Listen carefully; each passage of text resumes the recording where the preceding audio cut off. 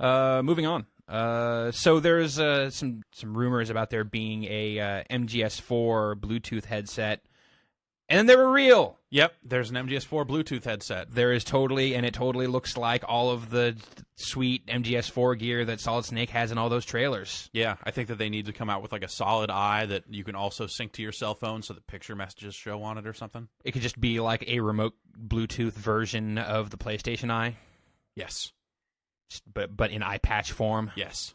Fantastic. Well, here's the hope, and we're going to have to get one of these, dude. We're going to have to get a couple of these. It's a Bluetooth headset. Well, I don't know. It looks sweet, though. I already kind of don't like Bluetooth headsets. I don't know. Yeah, well, it's because, there's a horrible stigma. But, if you're using them for... I mean, even on the PlayStation 3. Like, I just don't think they're very good. The sound quality, I don't know. And the fit, like, I don't like the way they wear. I don't like anything about them. Yeah, but it's not like the Xbox Live voice quality is any better. But it's a nice foam padded earphone. It's a microphone that comes down in front of your face and actually works. Like, you can understand what's being said most of the time. It seems like every time with a PS3, it's just like choppy, crackly. Like, it seems way worse to me. Well, F you, Jeff. How about that? Well, how about that, Jeff? We're gonna fight later about Bluetooth. Let's take this outside. I think blue teeth are lame. Oh, you're going to get it. Yeah. And give you a rap on the noggin. So. Yeah. All right, enough Uwe Boll talk. Let's talk about Metal Gear. Metal Gear? Metal Gear. It can't be. Metal Gear? Yeah, okay. Oh. So... My leather jacket on the wind. Yeah, anyway. So they did the pre-order thing for Metal Gear Solid Quattro. Part of that included a code that would get you into the Metal Gear Online pre-release beta, but it has been a damn train wreck for Konami thus far. They've had a series of hurdles thrown in front of them, mostly by themselves, in getting this Metal Gear Online beta going. First, there was an issue where they're selling this like little DVD. That's also a pre-order for Metal Gear Solid 4. And it's like it's a bunch of video about the different kind of main characters. It's just like a little trailer about Solid Snake, a trailer about Big Boss, trailer about Liquid, Solidus, and so on. Talking arms. Yes. Maybe.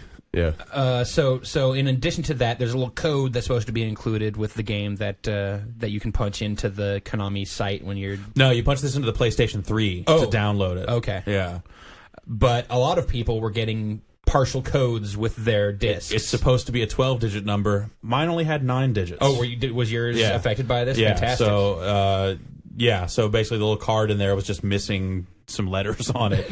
So you had to like send that into Konami tech support, and they actually just this morning sent me a new code, which I have not tried yet, but it sure is 12 digits.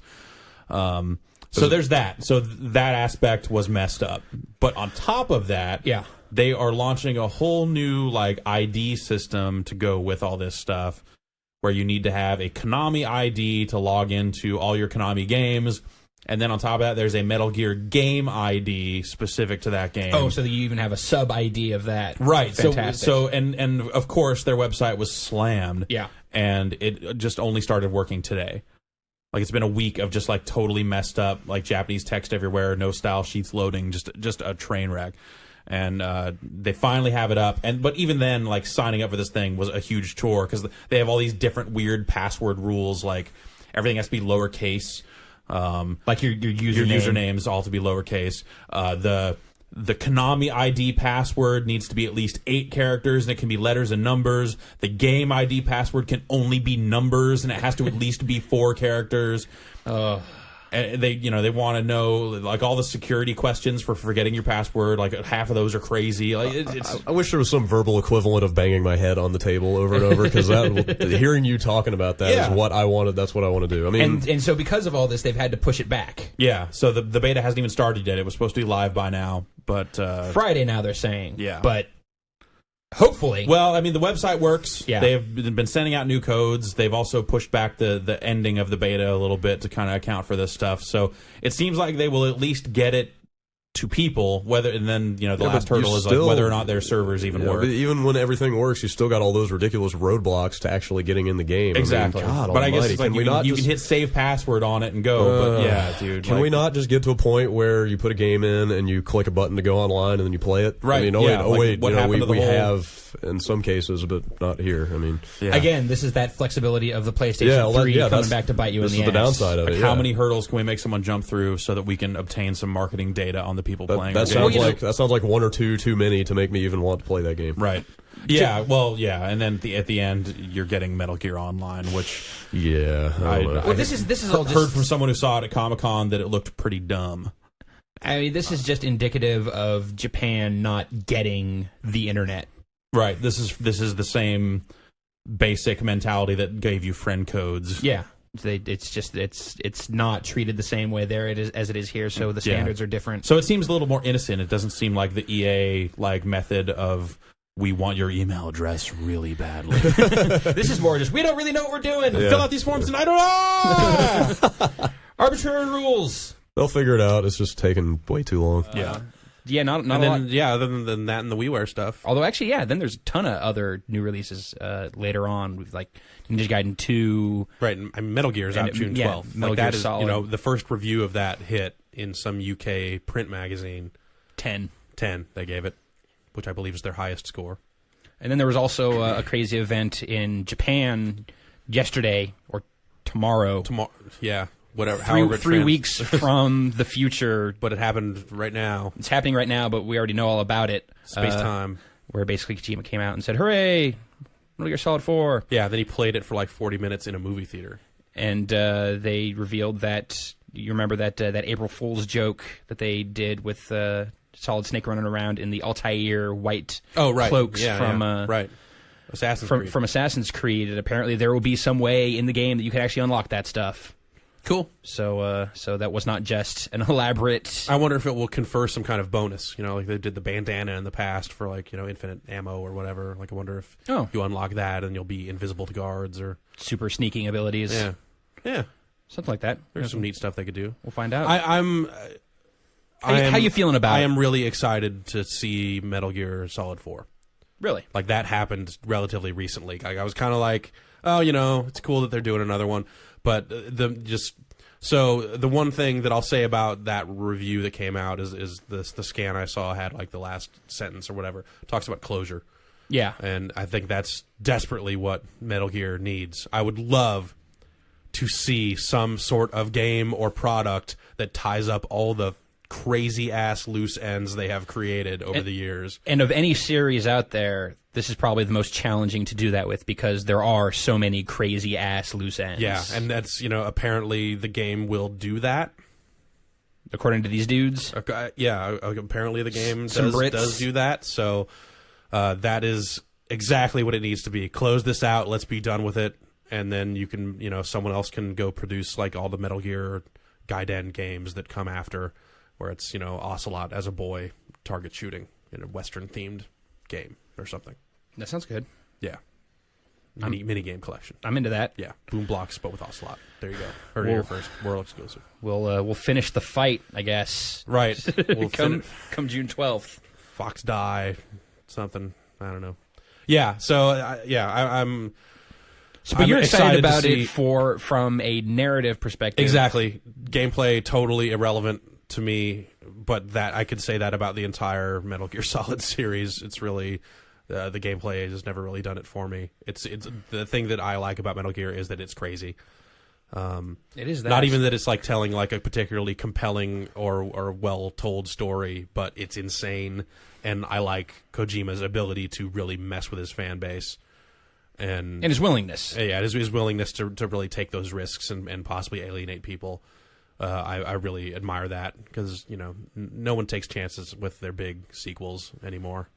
Arguably, no huger chances have ever been took than with Metal Gear Solid 2. Exactly. So, tying all that stuff up into one kind of cohesive package, that will be a neat trick. Agreed. I'll be curious to see if he's actually able to pull it off. Because it seems like his capacity is mostly for making stuff crazier and crazier, and I'm sure in the process of telling you what's going on, it will be so messed up that it might not make any sense anyway. Yeah. You'll be like looking at Wikipedia after the fact and letting other people dissect it and figure it all out. Yeah, I've spent like the last 8 years reading Wikipedia pages about Metal Gear Solid, having never really played much of the... I played a couple hours of the first one, a couple hours of the second one. Yeah. But then there's, the mythology for that game, for that series, goes all the way back to the 8-bit NES days. Right. So how all of the stuff figures together is just this incredibly insane web. Like, I think Metal Gear would have been better as an anime, not a movie. Yeah. Just like a lengthy anime series that could be that crazy, because it's anime. Yeah. That would tell this story. I think that I probably would have preferred that in the long run. Than actually playing these games. Yep. Fair enough. Something that just like said, or put out the NES game and then say, by the way, this also happened to all these characters, and then introduce everybody and have it be crazy, and then make a game based on the anime and be done with it. Sure. What other companies did you see? Oh, that Wednesday we went and did that, and then we went to Konami. Konami. Konami. How are they doing? They have some products that they are putting on the market. Yes. Huh. There's this Metal Gear Solid 4. Yes, we got to see Metal Gear? Yeah, Metal Gear. we got to see Mr. Kojima go up on stage and play like a half hour. Probably about the first half hour of the game, Skipping which through- I felt through really all the- weird about. Yeah, he was skipping through the cutscenes and stuff, so I felt like, okay, I guess I can watch this. Huh. But I didn't want to see No, who wants the to story. see the first yeah. half hour of the game? Yeah, it was weird. Like, I was like, should I leave? I kind of want to leave. Yeah. I was happy to see the first half hour of the game. I mean, 'cause but- it confirmed to me that I still don't like Metal Gear. It wasn't. Yeah. Does it look exactly the same as everything we've seen so far? It was that Middle East stuff. So yeah, It was. the Yeah. game opens with all that stuff you've been seeing from trailers and all Louise. that. But it's not going to be there for very long. Who knows? No, Do you I think you know? He they knows. said- He knows I this. think they said straight up, and also if you see like the most recent trailer they put out, there's Like, a it's lot. in different environments. There's a and lot stuff, so- of stuff happening not in the desert. Oh, okay. Good. So yeah, it's that'll be a starting environment kind of thing. You don't want to go in the desert. That'll be like the tanker from Metal Gear Solid 2. yeah, I hope so. But it's still just a gorgeous looking game. Yeah. Absolutely, like from a technical perspective, looks amazing. But just mechanically, it just still looks like. And Jeff and I, we talked Yeah, so about this. I played it. extensively. I played it because I felt that here was an opportunity to play the game before it came out. So it would be kind of weird if I just didn't do that. yeah, I think so. But at the same time, I didn't especially want to play it Yes, you because did. like, dude. Like, what is to be gained by playing the opening bits of Metal Gear Solid 4 for 5 or 10 minutes? Rumble. Yeah, it rumbles. In fact, there is a credit in the opening credits for Rumble Director, a guy devoted to making it rumble right. So You don't want to rumble wrong. yeah, exactly. He ain't rumbling wrong. No. He is rumbling so right. And what'd you think? It plays like it plays like you would expect. It's a Metal Gear game. You push X to jump as you're running. And you use the triggers to select your items. The differences are stuff like you meet up with an arms dealer named Drebin, who's been in the trailers. He's the guy with the monkey, and you can actually pause the game at any time and just buy weapons from him from your menu screen. And how do they get to you? They just show up That's in the your future. yeah, exactly. Welcome to the future. So you can only have like 6 weapons or so equipped onto your little quick select at any time. You can have more weapons than that. So you can pause and kind of vary what weapons are in your quick select and swap stuff around. Same with items. Right. There's some crazy product placement this time around. Like all the magazines are now actually Playboy. Oh, wow. You have an iPod, so you find songs around. And you can actually navigate the iPod in the menu like you would really navigate like an iPod. using the right stick. You It's like literally a real turn it iPod. around. Yeah, it's like It is. It's, Apple it is. branded. It's an 30 iPod. gig Yeah, it is a iPod. 30 gig iPod. It's really unsettling. Yeah. Like, I don't know how I feel about that. It's weird. And like one of the characters uses, I think, like a Sony Ericsson phone. Yeah. But isn't it the future? Yes. And that's the best you can get was a 30 gig iPod? Yep. God damn, Apple. They I gotta know. Sell, It's your, like they sell already- your I know. shares. It's like they already. That's terrible. Well, I mean, whatever. That series has always been about goofy, ridiculous anachronisms, Sure. which is one of those things that stuck out to me as just being something that I find so distracting about that series is that it can do all of this really serious, dramatic stuff, And be super goofy. and then goes like, oh, he rolls around in the barrel for too long, and then he gets out and he pukes. Oh, or oh, he stands next to the other statues and he puts his hand over the guy's junk. If you do it a bunch of times, he eventually breaks it off in his hand. Oh, does he? Yeah, and just like that sounds you know, so you go bad. see Dreb, and oh, there's a monkey, and The monkey's drinking a Coke. he's drinking a Coke, and he's wearing diapers. Isn't that crazy? Is It's it an just like- actual Coke? Bad. No, it's no, not. no. Good question though. That's the one they couldn't get. So maybe Otacon will do like, Snake, are you still carrying around that relic 30 gig Apple iPod with you? Registered trademark. You should try this Zune. But, I swear to God, Save that I- for the 360 version. I swear to God, I saw an Xbox 360 at one point. Like you go down during this demo, he goes down into like this secret bunker that the militia is using in this Middle Eastern, this unnamed Middle Eastern location, and he's got his solid eye on. Just can I say, so sick of games taking place in unnamed Middle Eastern countries. Yeah. Just say it already. Or just unnamed anything. Like, because they don't want to, like, They should all just agree. Haze takes place in an unnamed South American They should just country. make up a video game country. And have like- everything take place Yeah, there? it's Yeah, the they same totally place. should. It just- Pixelonia. It'll be the video game version of 555. Yes. Everything takes place there, and you see the damages from other games. It will be known as War-Torn Nation. Yeah. But yeah, he's got a solid eye on, so it's like constantly identifying things in the environment. I swear to God, at one point while he was cruising through, that I saw an Xbox 360 on the floor. I could be totally wrong, No, but that sounds reasonable. it No, it doesn't. it does not sound reasonable at all. Oh, it totally 'Cause sounds that's like a in a PlayStation 3 game? Well, like a Kojima game. Like I could totally see. If it'd be anyone like could pull it off, like, I guess it it'd be wouldn't be an Kojima, Xbox but- 360. It'd be like like a Y720 and be done. No, I think the reason I identified it because I thought I saw Xbox 360, like the little text description pop up. It'd be really funny if it had a red ring around it too. But that's the point. It's in the evil militia's hideout. Only That's the a theory. evil militias play the Xbox the militia, 360. well, the militia can be your buddies or not, depending Okay. on how you treat them. Yeah. All right. Well, so when you do this iPod thing, not to spend too much time on it. No, let's spend a lot of time talking about Get back this. to this. do you get to play real songs? Can I put my songs on the iPod? No, you pick up songs that are from other Metal Gear games, and you can Oh, so it's listen like to totally them. novelty and like. Yeah. Oh, okay. And then, but the thing is to listen to those songs, you actually have to equip it. So it's like you can't have the cardboard box equipped or any other any item other iPod equipped. on? You have to equip it to listen to the They song. I can't put my real songs on it. I'm pretty sure you can't. Lame. Yeah, I don't know, but Okay. I don't Can't know for watch sure. Lost. Well, No, sadly. Dude, no, it's not a video iPod. It's a 30 30 gig. 30 gig standard iPod. Yeah. It is already an old ass iPod. And yeah, you find different music as you go. There's like the first music I think is You hidden put it on in your the you get militia thumb drives, you place put them there. on your laptop, and then you got to sync them into iTunes, and then Yeah, and it's all realistic. You actually have to load up iTunes. No, that would be awesome if they went to that extreme. But I mean, okay, so the product placement makes me a little weird, but this sort of stuff is what defines Metal Gear. Like, I understand why you think it's troubling, but I know I have no issue with product placement. no, I don't mean the product You mean placement. the I just mean the little goofy detail? nature of it. Yeah. Like just the weird detail. Like, they spend all this time. Like, we met with all these CQC guys, and they taught us how to do this all realistically. And now here's throwing up animation. Right. It's like we realistically modeled all of these guns, and to have this kind of fetishistic level of detail into all of this military stuff, and then here's some goofy stuff. I find it. Yeah, I realize that does kind of define Metal Gear, and then I just finally have identified as that's one of the huge reasons why I just can't deal with that series. That's like one of the few things that really draws me to Metal Gear, because I fully intend to play through this game, but it's not out of interest for the gameplay necessarily. Like it's not about here I am hiding behind this thing, and here's the threat ring, and I'm going to walk behind this guy and choke him out. Like for me, it's just about seeing.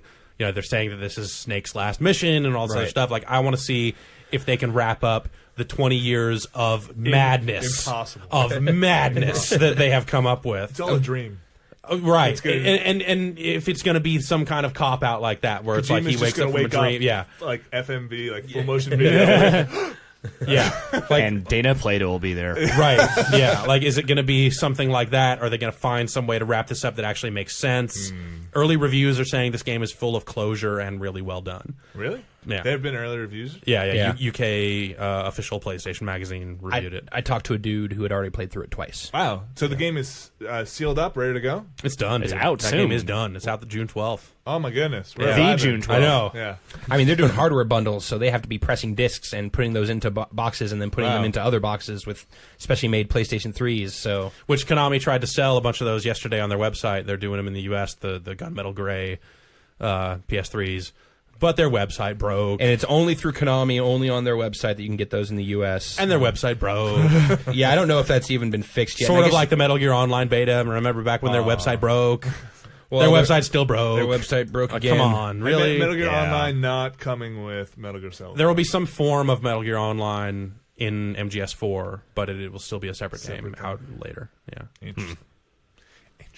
I see. That still confuses the hell out of me. It's, Right. Because Metal Gear Online doesn't seem like it has so much depth that what can you actually put in Metal Gear Solid 4 that isn't just the whole Metal Gear It's Online? like one map, probably. Some kind of starter demo, Well, basically. maybe they haven't had enough time to finish both of them, and they're like, Right. well, we gotta Yeah, get this that's game probably out. it. Not Yeah. enough space on the Blu-ray. That actually was something they were complaining about. Yeah, with the localizations, right? With Right, The different, yeah. That's crazy. But yeah, I guess there's a $500 insurance charge. When Yeah, you're when you buying this, do buy it from Konami, they charge you an extra 500 bones that they refund, I guess. What? like a retainer or something. I don't understand why they would charge you an extra $500, but they do. It's just because been they don't sell things direct very often. yeah, it's just been a huge, insane train wreck. It sounds like. Like, yeah, it's actually probably for the best that it has been, because there was a little while there that I was like, dude, I should totally get one of those. I could get another PlayStation 3, and it could be totally gray. How awesome would that be? You would do that, wouldn't you? I was loading at the Konami site yesterday, and when it didn't load, I went, "Oh, okay, that's probably It's good." not worth it. Yeah, This is a sign. Yeah. And then Konami said that, to clarify it on the statements that were made about this being, about Metal Gear Solid 4 being Solid Snake's final mission. that doesn't mean it'll be the last Metal Gear. That does not mean that will be the last Metal Gear game. No, Is that in the statement, or is that just inference? no, that's what they clarified Okay. specifically, because they were saying, yes, this is going to be the last Solid Snake game. That does not mean it will be the last Metal Gear game. Has Kojima said this will be his last Metal well, Gear he said game that too? about the last 3 Metal Gear games. Yeah. Right, So We'll say no. They're just paving the way for a whole series of Raiden games. Oh, boy. probably. Lovely. I think they could come up with something different than Raiden, but I think that would be okay too. I also think Depends on they- how he comes off at the end of 4. Those are you know? Yeah. big boss. I also think they won't Right. come up with something better. I think they will in fact go that route. Maybe. Let's talk about some Metal Gear Solid 4. That game's coming out soon, Jeff. Yeah, a lot more reviews of that are starting to hit in print magazines around the world. France has decided to give it a 20 out of 20. Yeah, or 18 out of 20 or 19. I don't know. Yeah, in France they review games out of 20. Apparently. So in addition to this stuff, I guess the folks at CVG have come out and said that there are straight up 90-minute cutscenes in this game. Yeah, That is a long damn cutscene. that is like a romantic comedy's length of cutscene. And that's like one.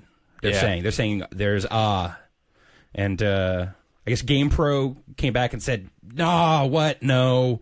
But they have not they said that it sounds like an exaggeration, but they do not say themselves how long they feel the cutscenes are, so maybe they just like It's more like 84 minutes. Like, oh well. blowing it completely out of proportion here, CVG. So this news actually really excites me. Because it means you have to play less Metal Gear Solid.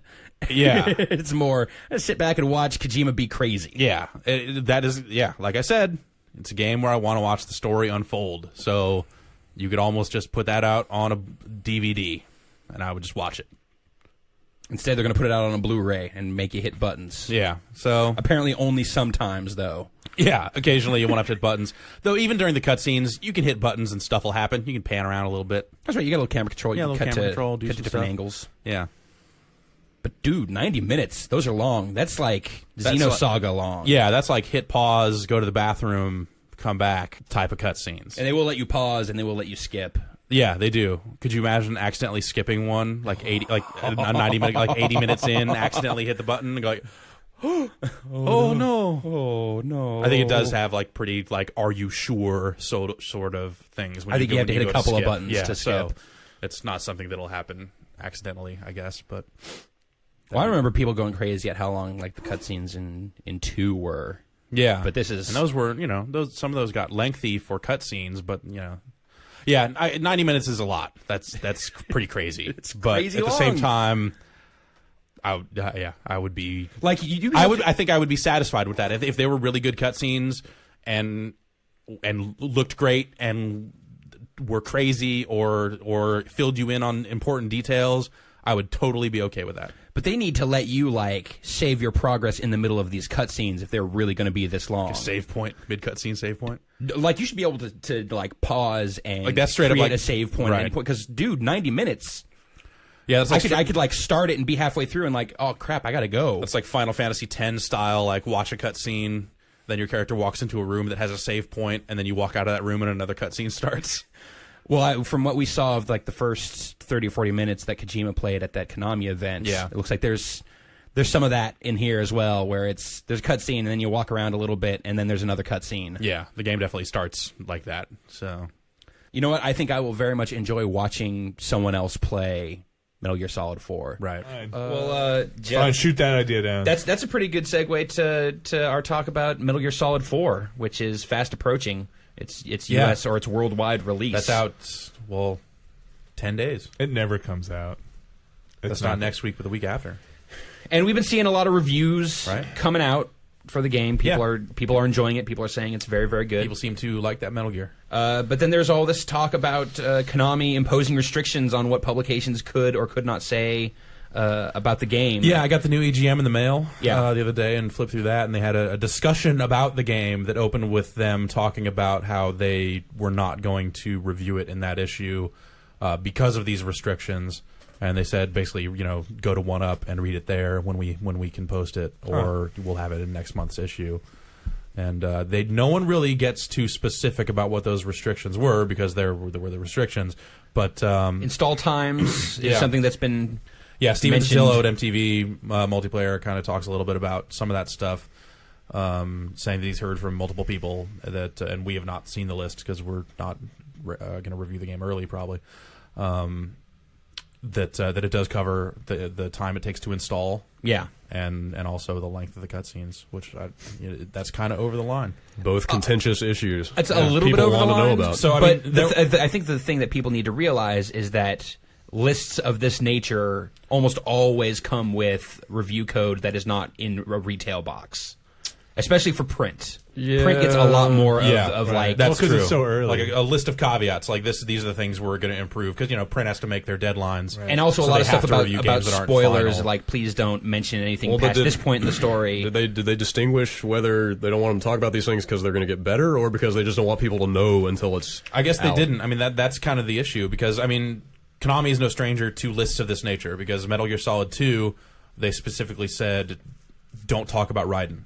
Well, yeah, that's I understandable. mean, and Halo 2 and 3, like both came with lists of here are the things we would really appreciate it if you did not talk about in your review. And it was all predictable stuff. Like for Halo 2, it's like don't mention the Arbiter. Like talk around the fact that you don't play as Master Chief, which is that's kind of right up to the line. But there are ways to write what you need to write in a review without crossing that line because that's a spoiler. Well, everyone's got their own lines as far as that stuff is concerned. I mean, we've seen stuff where we've gotten code that had caveats, and we said, you know what, not going to review this. Right.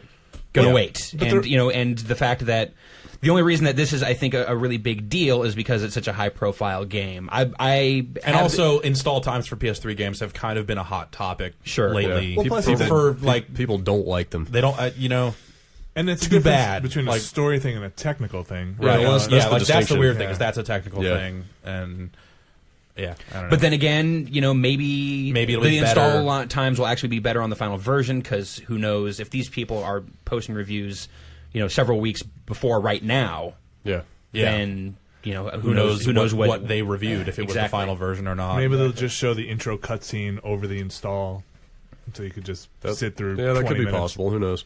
I agree that they could also be, they could be more forceful about what they don't want people to talk about, and that also, I'm sure, stems from the fact that MGS4 is so huge. Yeah. It's So- it's such a significant game that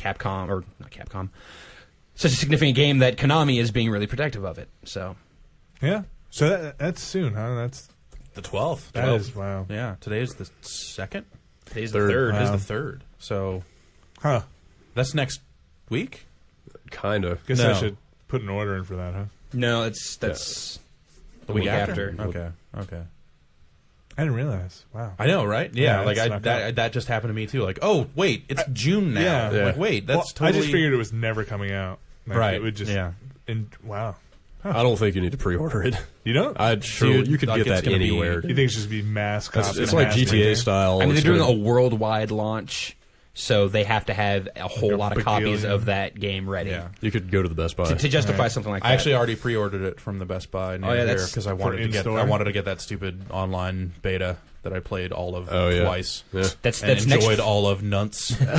Did you get the LE or the SE or SE. The LE is only at GameStop, I think. what's that? Wait, there's more than one E. No. There's the limited edition is only going to be available through GameStop, and it's like a soundtrack disc and some other crap. Okay, so it's just that and the base package. Yeah. Okay. Yeah. There's not multiple special editions No, or I anything. think Okay. it's just the one. That's like next Friday. Okay. Yeah, I was gonna say that's like an off time. They're It's launching. like They're an launching off- movie. They're launching movie style. off time to ship a game, not? but okay. And then that's it for Kojima, right? On Metal Gear, so he says. Hey, you know. No, he has since said, "Oh, I'll probably make another." one." He- It is Solid Snake's last adventure, but that doesn't mean the Metal Gear story is over. So, Huh. yeah, I think that the headline I saw on Kotaku or somewhere was like he has ideas for MGS5 already Really? or something Yeah. like that. And there's no movie on the books, or is there? yeah. Is there something in There is- production, there is or is there a something- script floating around? Yeah.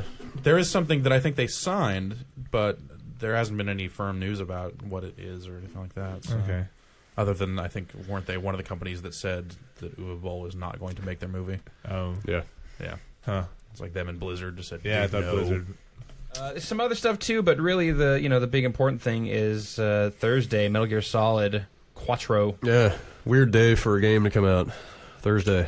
Yeah, like I could like a Friday would make a certain amount of sense I to think me. is that just because they're trying to do the worldwide? Yeah, thing? maybe that's That it probably just makes more sense around the world. To Well, do it? too late for that because you could go to Kuwait and get it. Right. Yeah. Yeah, I mean, a ton Right of people now. doing that. Yeah. I I got my flight leaves this evening. I ordered it from the GameStop Kuwait. Yeah, it's on its way. Yeah. Yeah. So Oil fields. yeah. Brad, you stoked? You pumped? You ready? I brought in my Metal Gear Solid 2, the trailer DVD today, and also the Metal Gear Saga Volume 1, I think it's called. I have both of those. So are those just like they cut out all the gameplay and just give you all the cutscenes? MGS2, the trailer is awesome because if you remember, what was it, 2001?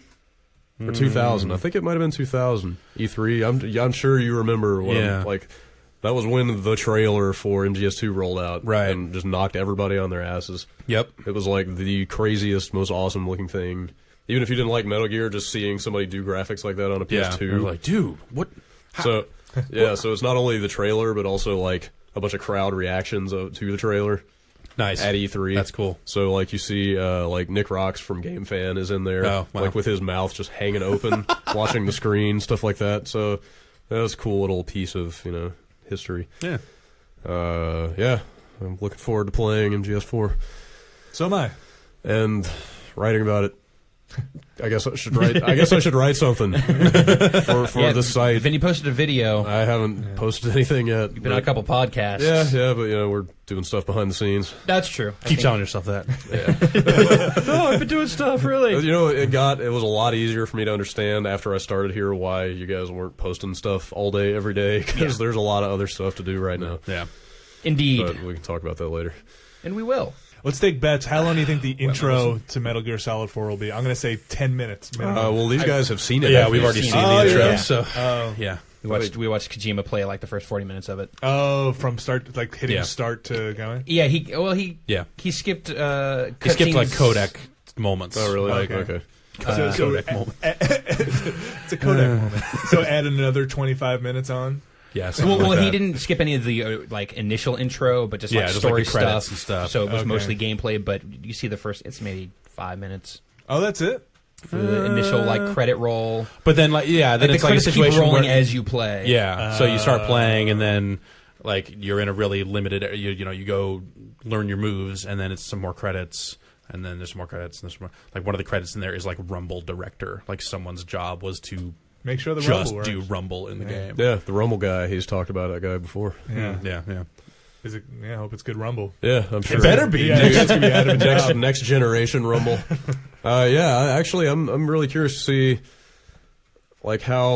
Okay, basically, so they have made all these comments in the press about how they wanted to westernize the game, and I think they were always mostly talking about the controls and the gameplay. Well, like I want to see if they've tightened up like the the cutscenes, the communication. Like they already said, you can't make calls on your codec; you can only receive them now. oh. So I want to see if they've cut down on that verbosity and it actually. But I want to call Master Miller and get some hints. Yeah, Master Miller's arm is in the game. Yeah. You'll be seeing more of that. I don't know. I want to see if it's not quite as wordy as it was, if it flows a little more naturally, that kind of thing. We'll see. Hey, I wouldn't expect any of that. You think it's the I same? think it's going to be You think chatty it's- as hell. You think it's just as self-indulgent as it always was? Like, Might as well. Would you really be happy if it wasn't? Um, Isn't that kind of what yeah, Metal actually. Gear Solid fans want? Is but I've wanky crap? No, I always liked it in spite of that stuff.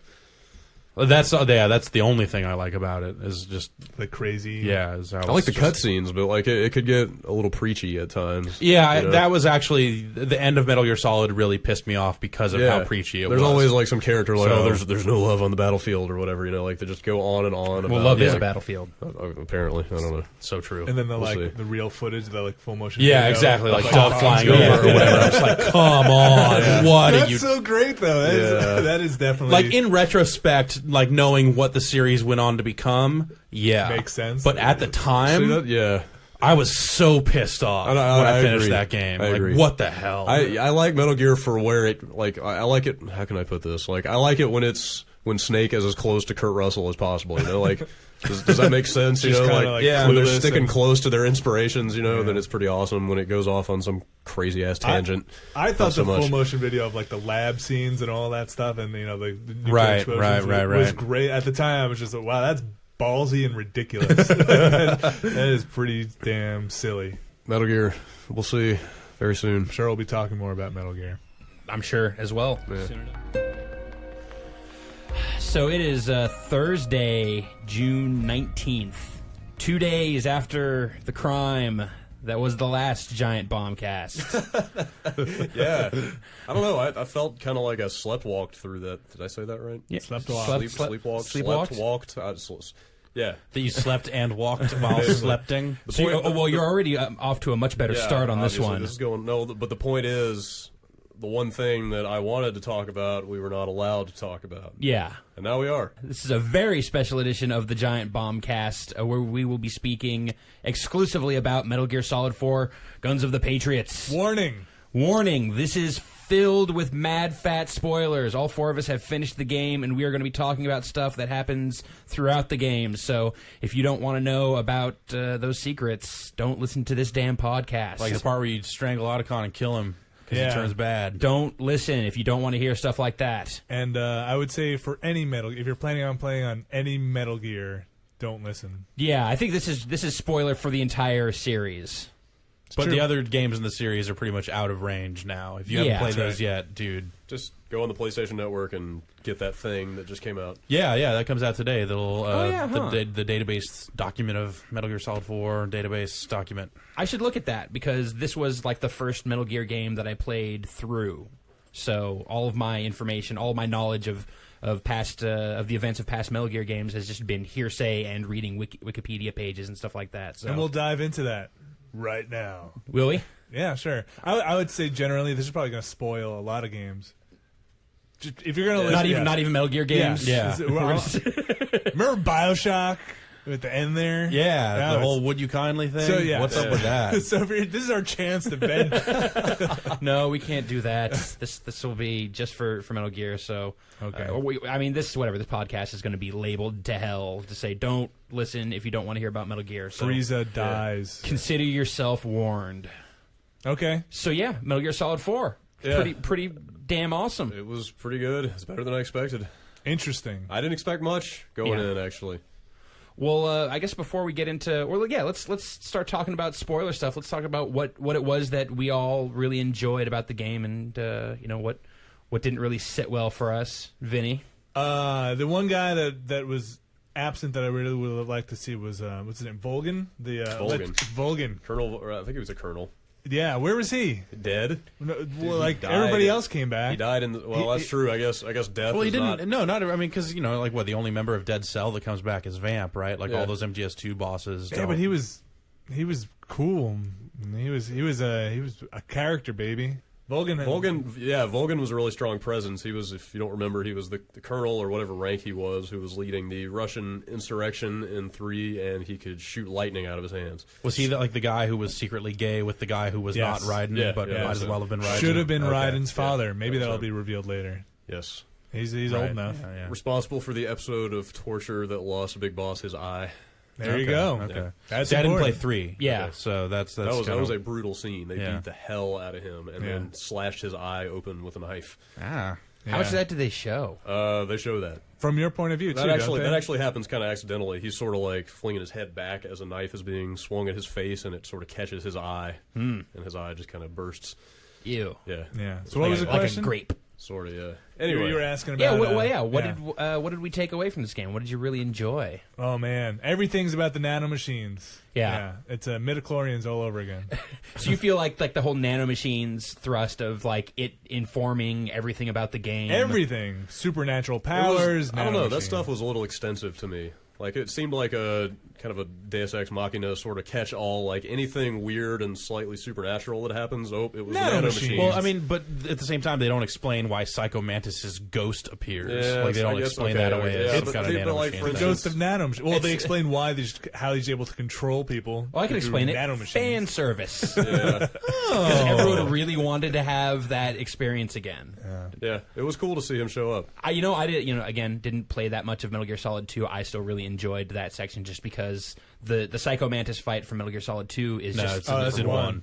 Oh, yes. Yeah. The from the first Metal Gear Solid is just so legendary. Everyone just kind of talks about it so iconic much. enough, Yeah. It was a good reference. They played it well. I think that carries through a lot of the series. There's so many moments that you know of, even if you haven't really seen them firsthand. That it's like everyone knows that Raiden was the main character in MGS2 at this point because it was so shocking at the time it happened that people just know stuff about Metal Gear. So I think going into MGS4, even if people haven't played the other games in the series, everyone kind of has a base level of knowledge when it comes to that stuff. Maybe not enough to fully enjoy the game, but probably enough to get them started. I mean, it all made sense to me. The game, there were very few moments where I'm like, well, why did this person do that? That's actually what I really liked about the game, is that they spend so much time like providing so much closure to so many different moments in that game. Like they've spent however many years, 19 years, just coming up with complete craziness.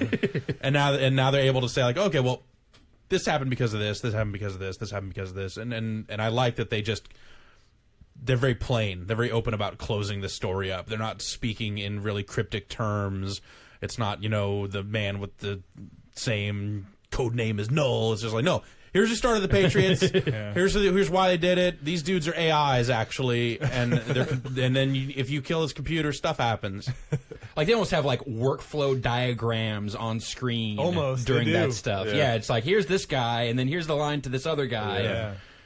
But it seems like it wasn't until like maybe MGS3 that they started thinking about, okay, wait, how are we going to actually wrap all this stuff up? And maybe they laid like a couple of things in 3 and then I guess in Portable Ops to kind of make stuff make a little more sense, and then use 4 to just straight up It's like sew Back to it the all Future, up. 2 and 3. Yeah, I didn't. Back to back. I didn't play a whole lot of Portable Ops, but the one thing that really bothered me at first was the whole thing about like your crew from 3 being the Patriots. Like Major Zero, SIGINT, Right. Paramedic, like those guys founded the Patriots, really? Why not? But apparently Portable Ops actually kind of sows some of the seeds. Like of explains that how kinda, that actually happens. Yeah. I guess for me, like that stuff, I was able to accept easily because, well, it's Metal Gear Solid, so it's just going to be completely crazy. Yeah, So, but those seemed like kind of throwaway characters in 3. Yeah. Like they were just there because you need a codec support staff, Right. in every game, and it was in the past, so they had to come up with new ones. But all of a sudden, those guys are actually the ultimate bad guys. well, it's probably. I mean, perhaps that's why they chose to set it in the past, was so they could sow those seeds. Right. Maybe 3 is more premeditated than it seemed at the time. Dun dun dun. Yeah, how much of this stuff do you think Kojima has just been making up as he went along? All of it. Yeah, like I said, I think there are a few of the things in 3 are the stuff where they're like, okay, wait a minute. Yeah. Let's think about what happened in 1 and 2. Let's think about what happened in Outer Heaven and Zanzibar Land. Like, is there any common thread to any of this? How can we make this make sense? I think 3 was the moment when they started thinking about like the legacy of the whole series and how they're going to make it all go. It's pretty crazy that this whole series has maintained really strong ties to the story stuff in the old NES Metal Gear games. Oh, they love it. Back when Solid Snake looked like Michael Biehn. Yeah. Yeah. The fact that they reference Zanzibar Land. Yeah. Just the it's stupidest name. Yeah, it is really stupid. And that's, think about what that game is. It's like, that's an MSX only release. Like, what the hell? Like, no one here even... That's I guess canon. they released it as part of Subsistence, didn't they? Yeah, it was, or I think 2 was in... Oh, was that Metal Gear 2 Solid Snake? Yeah, that all that stuff was, happens that in? was Yeah. included with Subsistence. Yeah, all the Zanzibar Land stuff that's is the Zanzibar Land one. is 2. And then 1 is just the fight against Yeah, the boss. Like in the first one, you rescue Frank Yeager and all that stuff. It did come from really humble beginnings, actually. I just watched the Metal Gear Saga Volume 1 DVD, which has got, like, Kojima in a chair talking about all the games. Right. And, like, the first MSX game, like, hardware limitation, they could only have, like, 3 enemies on screen at a time. Yeah. Which is where the whole stealth thing came from. They were like, all right, we can't put a bunch of enemies on here, so, like, how else can we make the gameplay interesting, like, given these limitations? So, yeah, like, it's crazy that it came from that inauspicious kind of beginning all the way to, like, to the gigantic explosive event. Right. I think the thing that really just surprised me the most about the game was that I actually really enjoyed it. I mean, knowing going in that this was supposed to tie up a lot of loose ends, I was already interested in it. Yeah. But I figured I would just be kind of suffering through the gameplay yet again, like the stealth stuff and just the hassle that I've always found that stuff to be. And kind of just suffering through that to get to the story and hoping that the story looks good and actually does something. But at the same time, I wasn't really going in there expecting the story to really be that awesome either. So I was almost shocked as I was playing it as how much I was enjoying it. It seems like they just really cleaned up the control really well. And then, I don't know. Like, I just really like how they tie it all together. Yeah, by making the game more accessible just from a gameplay perspective, I feel like it made it easier to get into all of the ludicrous story stuff that series is all about. Yeah, like now that they've done that, now I actually want them to go back and re-release another Metal Gear Solid. I mean, like they did with Twin Snakes, you mean? Yeah, but like take it all the way. Dude, I want them to make another Metal Gear Solid 1.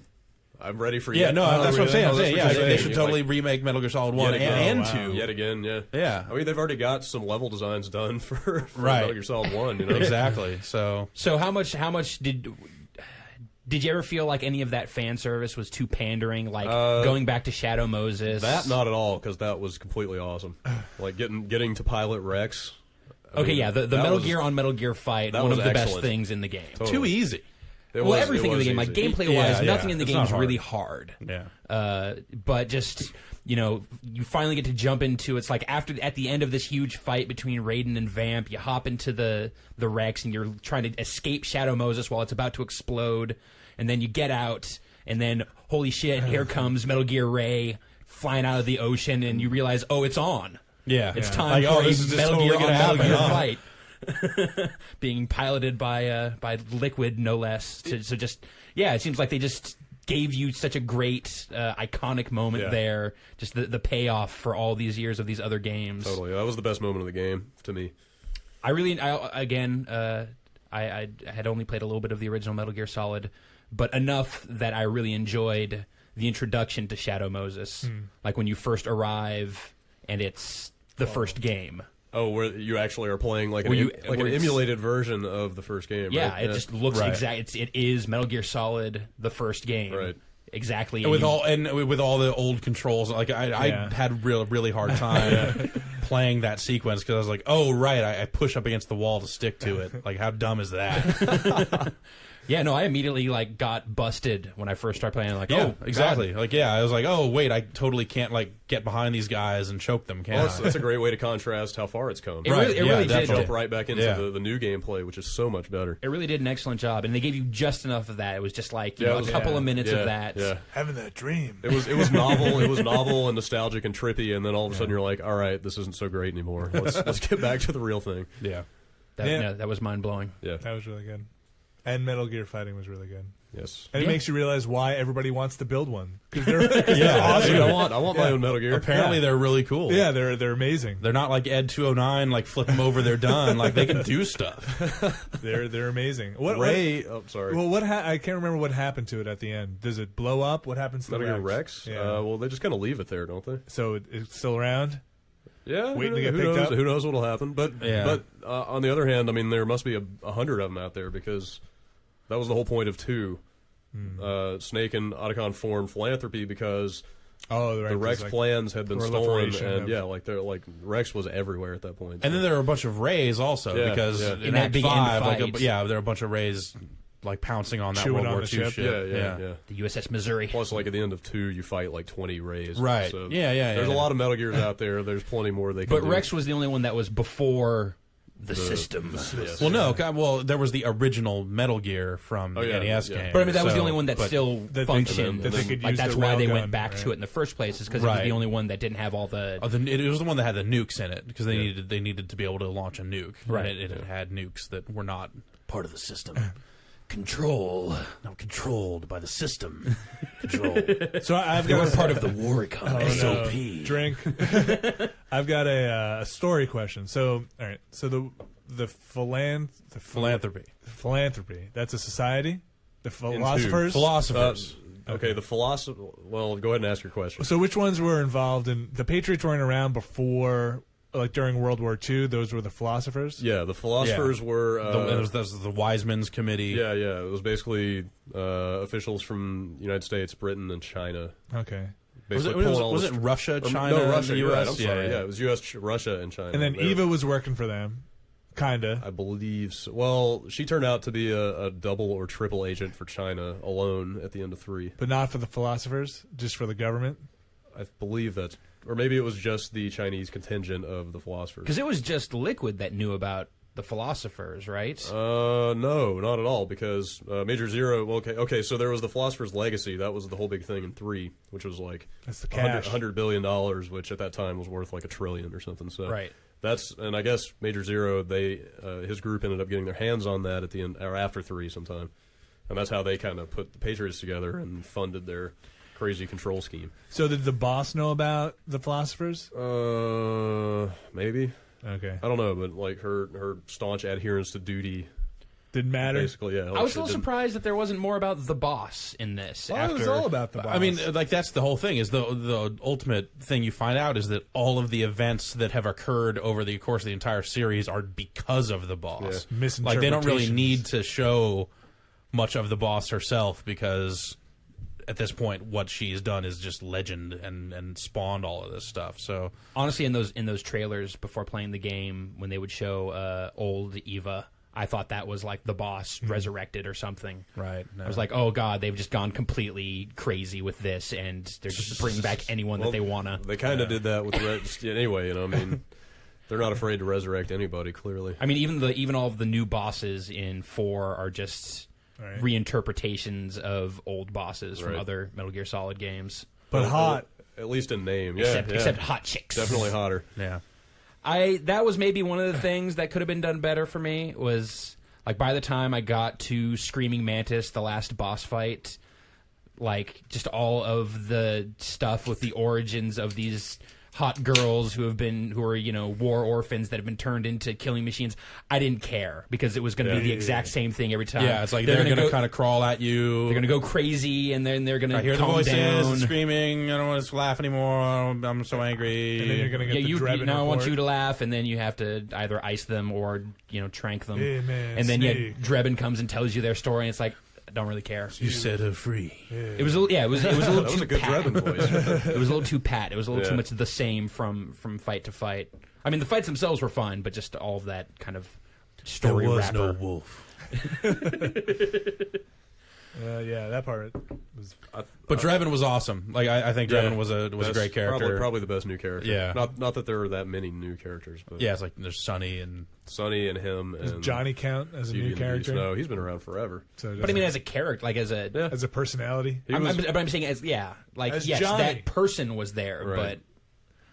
It never really is a fleshed out. Yeah, never really is a fleshed out form character. At least not as a good guy. Yeah. And luckily, they all live at the end.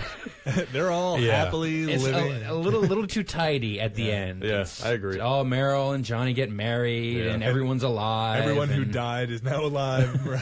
Raiden got all his arms back. It was the Raiden moment for me that, like, was, at that point I was just like, dude, what are they doing? Like, because he loses both his damn arms. yeah, it's like now he's got his arms back, and Rosemary wasn't married to Campbell in the first place. Like, This kid's yours. this kid's totally yours. Yeah. Like, that's just kind of, that's a little too much. But, like, all of that I think would have made sense if they had positioned that as, like, because of Snake's sacrifice, all of this could happen.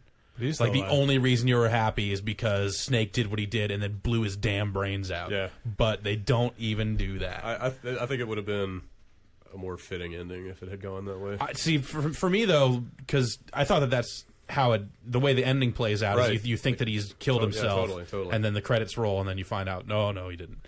I will And not. then, Big Boss is also still alive. But that was a relief for me because I felt like that was a really shitty way for Solid Snake to die. Yeah. I was like, I don't want him to ice himself. yeah, like, dude's a soldier. He should have died on the battlefield. Well, but- I felt like he should have died after Naomi was done I don't know. talking in the server room. I feel like that would have like really completed the tragedy of his tragic existence. I mean, he was always created- above that. He No, was. but he always got dragged down by it though. Like he was created in a lab for war. I know. He was like a but man-made war machine.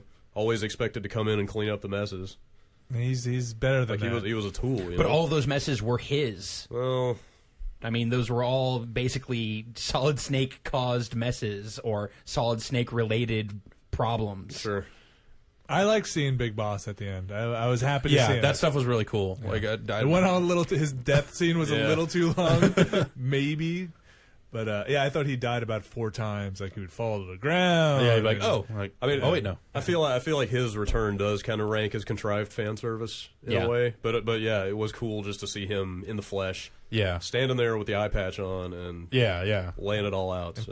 killing another old man. Old Yeah. man on old Yeah, man. exactly. Well, let's talk about the best part of that entire game, Dude, yeah. which is the Solid Snake liquid fight. Slugfest. Fist fight at the Oh, end. Yeah, just so brutal. And It just, was it wasn't just- until about halfway through that I realized that they were going through the series. Yeah. That the names would change and then the music would change. I was like, oh, that's awesome. And then he finally becomes Ocelot again right before he dies. Just everyone. I love all of just this, like taking the control away, Right. and then you get to see these just Punch each other. brutal punches to the face, getting Yeah. punched in the chest while he's on the ground. and that's something that I don't know what's different about this that I liked it that I couldn't stand it in the previous games, but my big problem with the previous games is that you didn't play enough. But in this one, I think I liked the moments where I wasn't playing more. Probably because it just looked way better. Like exactly like the moments in that fight where they didn't know just how much to take away from you to show this awesome sequence of Solid and Liquid going bananas fighting, and then they give it back to you. But as soon as like when they're up there on top of that ship and the camera starts to pan out to the side, like I was like, wow, really? Oh man, almost thought that that's too. totally gonna be this. Oh, I'm gonna fight this guy. It's gonna be like a fighting. Dude, 2D fighting game from the side. Not quite. Not quite. No, not close. quite, but just enough depth to that fight to make it entertaining. When your health bars go up, and it's just like Yeah, the old school Yeah. like MGS1 looking health bar pops up. Yeah. That was good stuff. Yeah. And just the beginning of that fight when they're both, like, when it's still cinematic and they're beating the hell out of each other and they fall and they're, like, resting forehead to forehead against each other and then the 2 syringes fall out. Yep. And they each grab one, and I just knew at that moment, like, knew they're they going to were gonna- stick to each other. They're not going to Yep. stick themselves. You knew that was going to They're happen. going to stick each other so that they can both have this honorable to-the-death fight that they both need, which is just, yeah, that was amazing. Yeah, well, what you're saying about like they know when you should be playing and when you should be watching a cinematic. Like I feel the whole game, way more than any other previous game, it's basically full of masterful, seamless transitions between cinematic and action.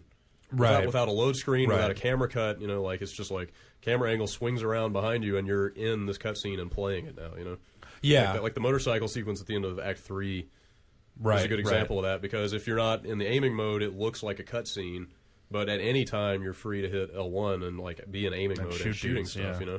It's like a fully interactive cutscene. It's kind of crazy. Like, but I mean, that game does have load times. Oh yeah, sure. I mean, every time, like egregious ones. Probably. Yeah, you're going. Well, yeah. Just, but I mean, even just like going from one area to the next, every time there's a checkpoint. Right. When they're like, okay, we're going to stop and load for a sec, then you have to hit start to actually go. Yeah. Like even that, that one where you're on the gun on top of Drebin's truck trying to escape from the South American area. Like, yeah, you there go are like through like several 3 or 4 loads. times in there. That's a a little definite bummer. downside. But on the other hand, But at the same time, like, I just got more excited. Like, it would stop and I'd be like, oh, what's going to happen now? It was like just enough time for me to kind of collect myself and then go forward, which again sounds crazy, but that's how I felt. The installs at the beginning of each act didn't even really bother me. I mean, it's just like a long load time. It's like the install screen is right. I really should take a break. I guess the thing for like the way that we all played that game was just in huge sessions. Oh yeah, just really lengthy. I think it was only 3 sittings for me. It was 2 for me. Yeah. I think I did like 3 or 4 sessions, and that was the whole game. Yeah, I played like Act 1 and 2 the night it came out, and then sat on it for a couple of days, and then Saturday finished it. Sunday was really intense for me. Yeah. I had my first ever viewing of The Rock on Blu-ray. Awesome. Somehow I had never seen The Rock. Good way to see it. So I watched The Rock and then immediately took that disc out and put in MGS4 and started at Act 4. And that's a solid Sunday. And finished Yeah. the game. So Nice. I almost didn't make it in on Monday. Oh, that's right. You were up till like 5 in the morning, weren't you? Yeah, but it was all worth it. Long credits. Several. Yeah. Several credits. Did anyone actually hear Kojima's voice? I hear it's in there. He has a voice credit. Yeah. I hear he's like God, the voice of God. Yeah. Do you know what that's about? No. I read, this could be incorrect, but I read that something about if you kill too many people, it will jump in like a voice from the skies will say something about like you certainly enjoy killing people or something to that effect. No, weird. And that's him. Oh, I don't know. did actually hear that. Really? But I always thought it was. It sounds more like Revolver or something. I don't know. I did get that at some point. Like, yeah, that's weird. It doesn't sound like Kojima is Revolver Ocelot. Wait a minute. It's through through intense meditation and through psychotherapy and nanomachines. nanomachines. There were some really brilliant, easy to miss little references to the past games in there, like over and over. I mean, there's this little crop circle you find in Act 2, and you get the little voiceover of Campbell, like AI Crazy Campbell from 2, talking about like his abduction experience. Or like in Shadow Moses, if you swing the camera over, like if you point it down at the ground over Solid Snake, like he'll pop in, like his voiceover will come in, and he says something like overhead perspective, like, oh, that's the real way to play, or something like that. That's cool that they slid that stuff in there. Yeah. It's jammed with stuff like that. Although then there's also not too subtle stuff like the liquid screaming fox die.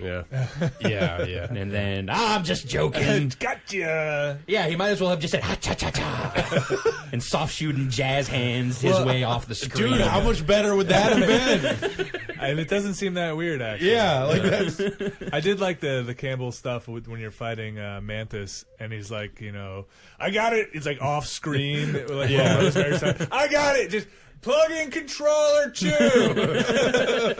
No, we know this one. Did anybody actually switch Yes, their I did. controllers to just to see I what did. happened? absolutely. I did that before I got that call. First thing I did. As soon as that fight started, I was like, can't "Oh, I move. need to find a second controller." And You can just switch it. right, well, I went and found a second controller and just turned it can't on. move. And it's basically as soon as I tapped, basically as soon as I tried to push anything on the second controller, I got a call, or that call happened where he says, "I can't move at all." It's like, did you mess around with the controller? It's not going to work. I got it, Run. Tell him to shoot the bus. Gotta shoot the leather off the bust. He hates seeing his He doesn't want to face. see his face. No, Like he's just like trying to get in. There's no bus. I just imagine Campbell like off in like an easy chair with the beard yelling over. Tell him, yeah. Rose! Is that Snake? Yeah, that part was funny. And the disc, put in disc 2 got me for like a second. Where it's like, oh, disc 2. Wait, I don't have disc 2. And then it's a Blu-ray. Dude, it's a Blu-ray. Yeah. I was scared for a second. I was like, I don't think I have it. I'll have to cut that out of the 360 version. Ooh. No, they'll just add it in 3 or 4 more times. You know what? Put in disc 4.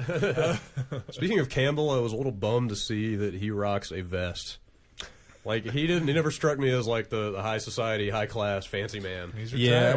well, he's an old UN man now. Yeah, I He's, guess. you I know. wanted him. He seemed more like kind of tie loosened and shirt unbuttoned and like sweaty, chomping a cigar kind of guy. That almost seemed like it was designed to make you like him less. Yeah, Like I everything can see about that. Campbell's appearance, like I already didn't like him because of all the weird Rose Yeah, stuff. yeah, same here. Totally. But then, yeah, and like the Meryl stuff too. I mean, right? he's not a he likable just, character. yeah, in this exactly. one. And then in the end, it's like it's all redeemed, and maybe he's okay after all. But Right. like it seemed like that was deliberate to make you just think he was scum. He was still rocking a brown suit.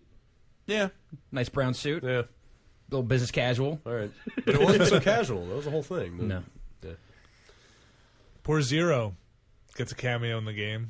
Yeah, that was. I don't know. That just. Here, let me introduce this character just so I could kill him. Well, he was in 3. I mean, Yeah. that was that remember this really- guy? Everybody's Yeah. here. And he was cool in But like, 3. where was he? That's like Right, yeah, just where like was everyone Big steps Boss out of the in- side and like, oh, this guy in a wheelchair that someone obviously had to roll up in a really noisy fashion just happened to be sitting here. Didn't he have Who like was taking care of him? Didn't he have and- like a respirator attached Yeah. to his wheelchair? Like, Yeah. that's how he killed him. Was he just Yeah. turned off the Yeah. I thought he was gonna oxygen? push So ostensibly, Big Boss wheeled him up there and then walked all the way around to the other side of Snake to start the conversation. Come on, dude. At the end of that game, this is what you're Yeah, gonna like the question? blocking of This these is the one scenes. thing that Those you are the can't- things that I Well, can't let here, go here it of. is, Jeff. Nanomachines. Oh, Yeah. okay. So, Yeah, all right, it's okay. stealth camo. Got it. Yeah. The I'm war shocked with him. economy. So you're saying it was a proxy war? SOP. Yeah, Saying but- it was good CQC. Yeah. CQC. So yeah, that's Is the CQC compatible? that was another thing that really stood out to me is just like their love of their terminology. It's like it's you're never like, dude, I hit a guy in the face. It's always like nice CQC, real big boss style. Like yeah, Don't you know I'm know the what? best at CQC? I used to feel like that was just clumsy writing, poor translation, or whatever. But Yeah. I mean, now like it's clear how much the series is about blurring the lines between the developer and the characters and the player. You know, Yeah. Like, it's so self-referential. Like what was the one Rat Patrol guy with the exclamation mark Right. mohawk? You know, yeah, like it's just everything. That's which yeah, is that stuff. awesome. Like- Drebin talking about how like the nanomachines, everyone just thought it was a game, but now it's real. And while he's saying this, you see a damn cross media bar with Metal Gear Solid 2, Metal Gear Solid 3, and then when he says, "But now it's real," and it stops on Metal Gear Solid 4. Right. Or even him talking about like reinterpretations of old technology, which is totally him talking about how all of the bosses are just new versions of old Metal Gear Solid bosses. Right. So they definitely they bust down that fourth wall a lot. Which I enjoyed. Yeah. Yeah, they do it in the right spots. I guess that's they get away with it. Like in some games that can be really clumsy and really crappy, and even in some cases like where you had Otacon saying like, and then hit the action button to shoot. Yeah. Like that stuff bothers me. Like hearing them describe buttons, hearing in-game characters describe what buttons do always pisses me off. Even Campbell telling you to put controller 2 on. That may be the lone exception. Okay. But it's just like when they're basically like shorthanding tutorial segments to you, because it's here's how to use the machine gun. Push the action button to get on it. Even in this specific case, when I mean that's kind of this whole series MO at this point. But for some reason that bothered me. But the controller port 2 stuff, the change the disc stuff, like that was more knowing. Whereas, when you're on top of Drebin's truck Right. doing the shooting, like that's just deliberately to tell you how the hell to do it. Right. Like that's very clearly tutorial stuff. Like I almost wish that they would have just frozen the game real quick and popped up the controller diagram, or even if they just had him say, hit select if you want to know how to control all this crap, which they probably should have said a couple of more times because apparently Metal Gear Rex has more than just machine guns. Oh, yeah. Totally. Yeah, Did which you I get around? no, You no, I didn't- you didn't use that stuff? I just used Oh. machine guns also. Like Really? I didn't even. Do you man. do you hit R2? Yeah. See, Oh, I the never laser hit it. It has. Oh man, that sucks. That was the joy of that fight. Was for me was getting to explore all the capabilities of that thing. Yeah, because- for me it was just like, oh well, I guess they stole the railgun and everything else, so I've got this damn No, machine gun, 'cause huh? because the guns will overheat. Right. If that happened to you, Yeah. then yeah, like and. So But then they cool down. I mean, Of it course, didn't of take more course. than one try to do it with Yeah, that yeah, stuff. Oh yeah, Same I here, mean that but fight was so easy. It also machine has gun worked fine. it has like sort A of laser. It has a chargeable laser which totally just rips up Ray. Wow. And it has like a sort of Panzer style like multi-missile, like cluster missile sort of multi-targeting system. Yeah. And plus it's got like the dodge move and the kick. I mean, it was a lot of fun. Well, yeah, like I saw I'd use the dodge move and I use the kick, like that stuff, because that was just regular buttons. I almost wish there had been more Metal Gear gameplay because that stuff was so fun to play with. Yeah, but then when I got to the fight at the end, I remembered to hit select and actually see how to control the fight. So that was the mistake I made there because it was like 4:30 in the morning. Right. When I was playing that, and I was just like, I just want to kick this guy's ass and see the ending, and it took like 6 tries. And you figured it would just be like dumb, easy melee fight, like at the end of every other game that does that? Yeah, I thought it was just a throwaway cinematic experience, or just there was no like relevant gameplay there, but there was. I mean, you had to use some technique to beat him. In which part? This was the Ocelot fight at the very end. Oh, wait. I was just hammering on R1 doing the basic combo. I was like, that'll be enough. You got to get up there and use CQC. Once it gets to, you do. I mean, once it gets to his second form, he really busted out, and you've got to... Well, there's only like one move, right? There were like two. Well, he's got like he's got like a 5-hit string if you hammer that button. You don't just choke him out? And then, or you can grab him. And you can choke him out, and I guess like his oxygen meter will go down, but what does that do? Nothing. It's just or you can just liquid punch him in the face, right? You just you get him on the ground, punch him in the face. And there's one where I banged his head against a pipe like a couple times, and like that was it. But that was all the CQC I was doing. That's all the CQC you need to do. I didn't see much variety to the actual fighting in that, but like when both dudes punch each other in the face at the same time, that's just really great. Yeah, like every time they would cut away to some other action or anything like that, it was awesome. Yeah, so awesome. And then also, Snake crawling through the hallway full of microwaves to implant the virus in JD, which is running all of these supercomputers that are running the whole world. No, this is GW. Oh, right. He was putting it into GW, which then ended up screwing JD. Well, they were going to blow up JD. Right. And use GW to take over. They got me on that, too, because I was hammering that. That was a surprisingly intense gameplay kind of segment for, like involving only one button, basically. Yeah. I didn't think I was going to make it. I thought I was going to lose it and have to do it all again. So I was like no tomorrow on that thing. Yeah. I really want to do that again because I having to split your attention between the top half where it's cutting away to what everyone else is doing, and then also keeping an eye on Snake because like I felt like he kept on turning. Like I kept on having to like move him to the center. Right. So I'm like, I got to make sure that he doesn't slow down too much and keep getting hit by these prongs that are coming out of the walls. But I also want to see the Ray jumping onto the USS Missouri, and I felt the same way during the Raiden and Vamp fight while you're fighting off all those geckos. Yes, I didn't see anything that happened. Like that fight seems really well choreographed, but I saw it when it ended. Like I noticed, he finally won. Yeah. Up until that time, I didn't see any of the moves that were happening. So why did Raiden suddenly have lightning powers? Oh, he's like when he comes back and he just starts zapping people? When he was walking in with the sword in his mouth. Yeah. Oh, that's right. Yeah, and he suddenly just lightning power everywhere. I don't know, cyborg, I guess. Because Snake said at one point that he is the lightning or something, and he's like, "Hey, you're right, I am." Zap. Nanomachines. Yeah. I don't remember how did Raiden lose his other arm because he cut off one. I think he lost the other one when he was holding back that entire freaking ship. Yeah. Oh, when he got crushed by the giant ship. That was another gimme right there. He should have died. That fan service. Yeah, like you thought he was dead. I was like, all right, well, finally somebody else died. Like you're really feeling the impact of what's going on here, and then throwaway line in the next act. Oh, he'll be fine. I was surprised not to see Solidus in like a wheelchair at the wedding, or just like his body in a wheelchair, pass me some some cake. He's talking, like, or, like somebody hey, drops what's going on on him and they all start laughing. No face, and everybody's like, "Oh, Solidus!" Then it freezes and then credits. Yeah. I felt really bad for it, and now every time I see that scene, like we're capturing footage or whatever, it really creeps me out that it's Solidus kind of alive, and everybody even doesn't even know it's really Solidus. Like he's my most sympathetic character now. Like, and they just like tore parts off of him to rebuild Big Boss. It's like, it's just pitiful. What a bummer life Solidus has here at the end. It ain't easy being a clone, man. No, it's not. You got to deal with. So of sympathetic characters, Naomi, not so much. Not super sympathetic. Yeah, it's I can't sympathize with somebody that hot and sweaty. Plus, yeah, very, very sweaty. Plus, like, the whole thing is she's supposed to be getting back at Solid Snake because she thinks that he killed her brother, who was the cyber ninja. Right. Frank. Who was Frank Yeager. So that's why she came up with Fox Dye and injected him with Fox Dye and all that stuff. But then, don't you find out at some point that doesn't she realize at some point that that's not how it went down?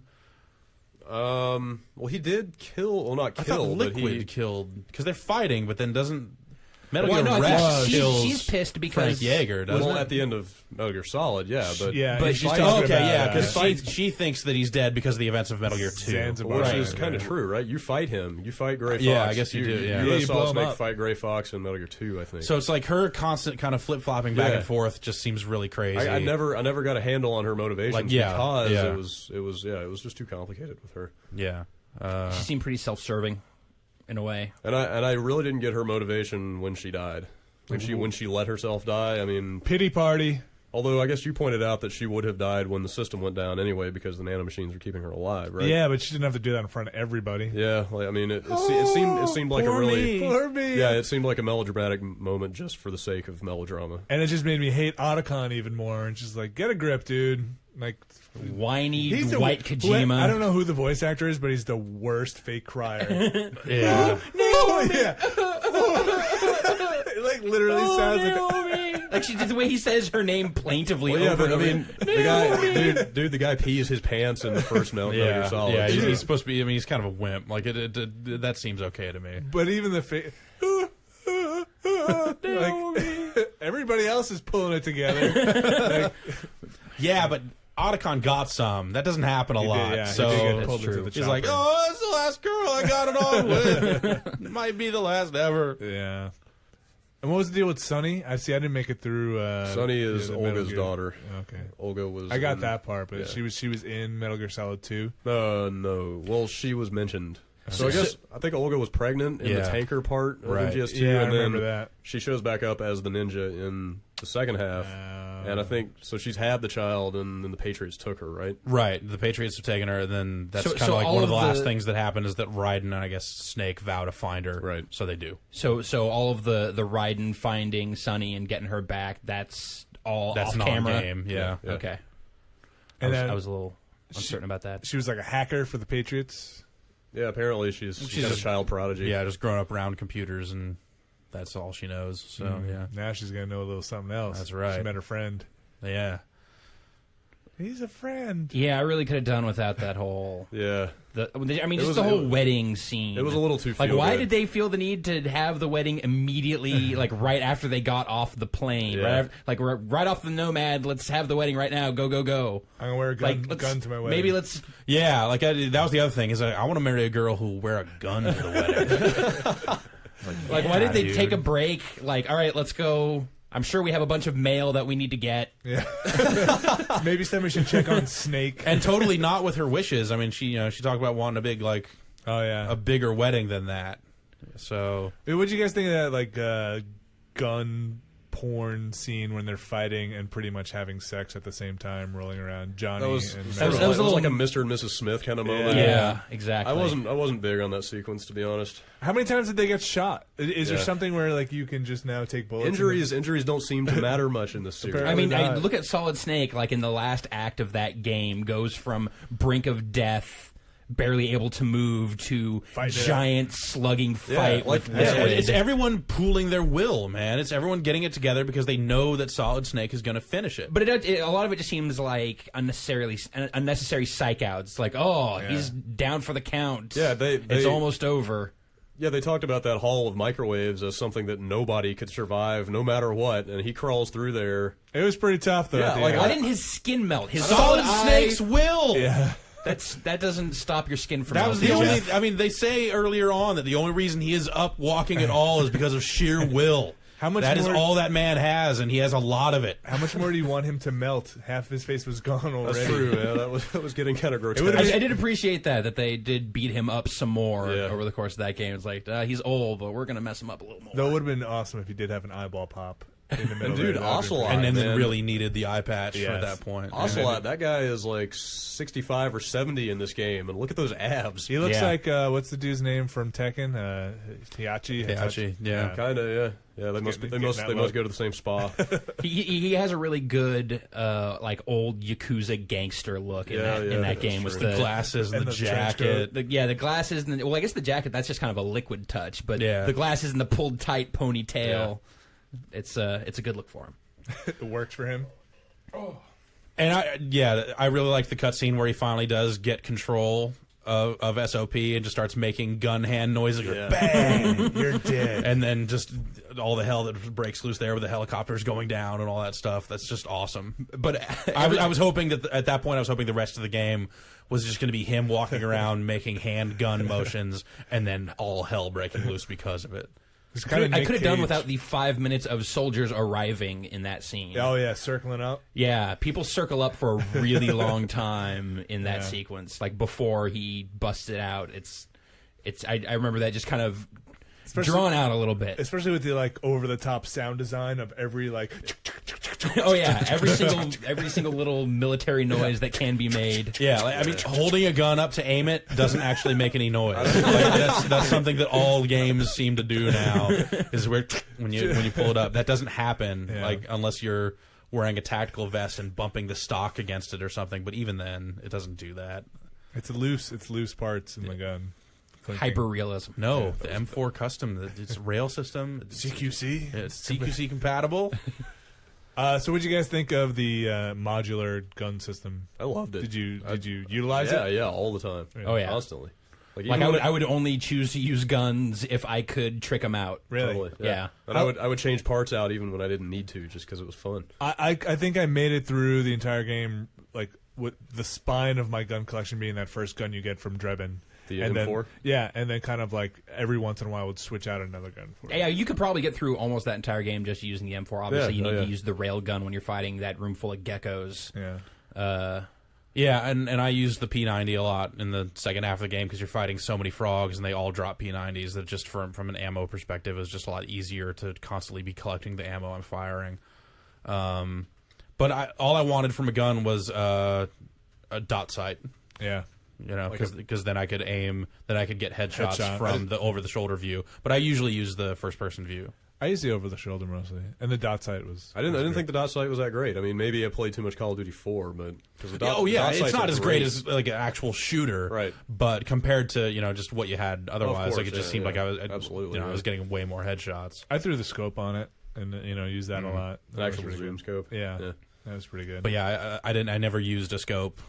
Shotgun. I attachment? never ever used a shotgun or a shotgun attachment. Grenade launcher? I used a grenade launcher once because I found one for the AK-107 Oh, yeah. or whatever, and fired like all those and went, okay, neat. I don't think I'm ever gonna do that again. But I didn't use any of the supplemental stuff like the smoke grenades. Right? Yeah. I used a shaft Phosphorescent grenades or whatever, really. in Shadow Moses to knock out those little walkie The robots. scarabs. Oh, does that work? I didn't even think Yeah. about Yeah, that. 'cause they're I hated electronics, those yeah, things. yeah. Dude, I wish I had thought of that because Yeah. those things are horrible. Yeah, so Creepy as They hell. were gross looking. I thought it would knock out the gecko, but it doesn't. No? I think I don't know. Unless I'm wrong. Biomechanics, man. I guess so. Yeah, those little things were really annoying. I made the mistake of trying to fight them once. Yeah, because in some areas they seemed limitless. I don't Yeah. think they stopped spawning. I think that they would keep coming until you You got hook out up of there. you hook up a lot of Drebin points doing that. Though. Really? You just because they mow drop them down. guns, don't they? They drop guns What the hell is that? and you get the Get the- unmanned yeah. bonus for killing them. Yeah, yeah, They yeah. drop guns because they have hands, so they're actually Still. holding a handgun and that's shooting too it much at for you. me. Yeah, it's creepy. And actually, I think in Act 5 you actually get a lot for those handguns. Like you get 4,000, Wow. 3,000, 4,000 points, something like that. So I wish Act 5 had been a little longer. I feel like they could have done more with that ship, with Outer Haven, I guess. I don't. Yeah, maybe, but like by the time I got to that point, I was ready to finish the day. Yeah, I could see that. You know.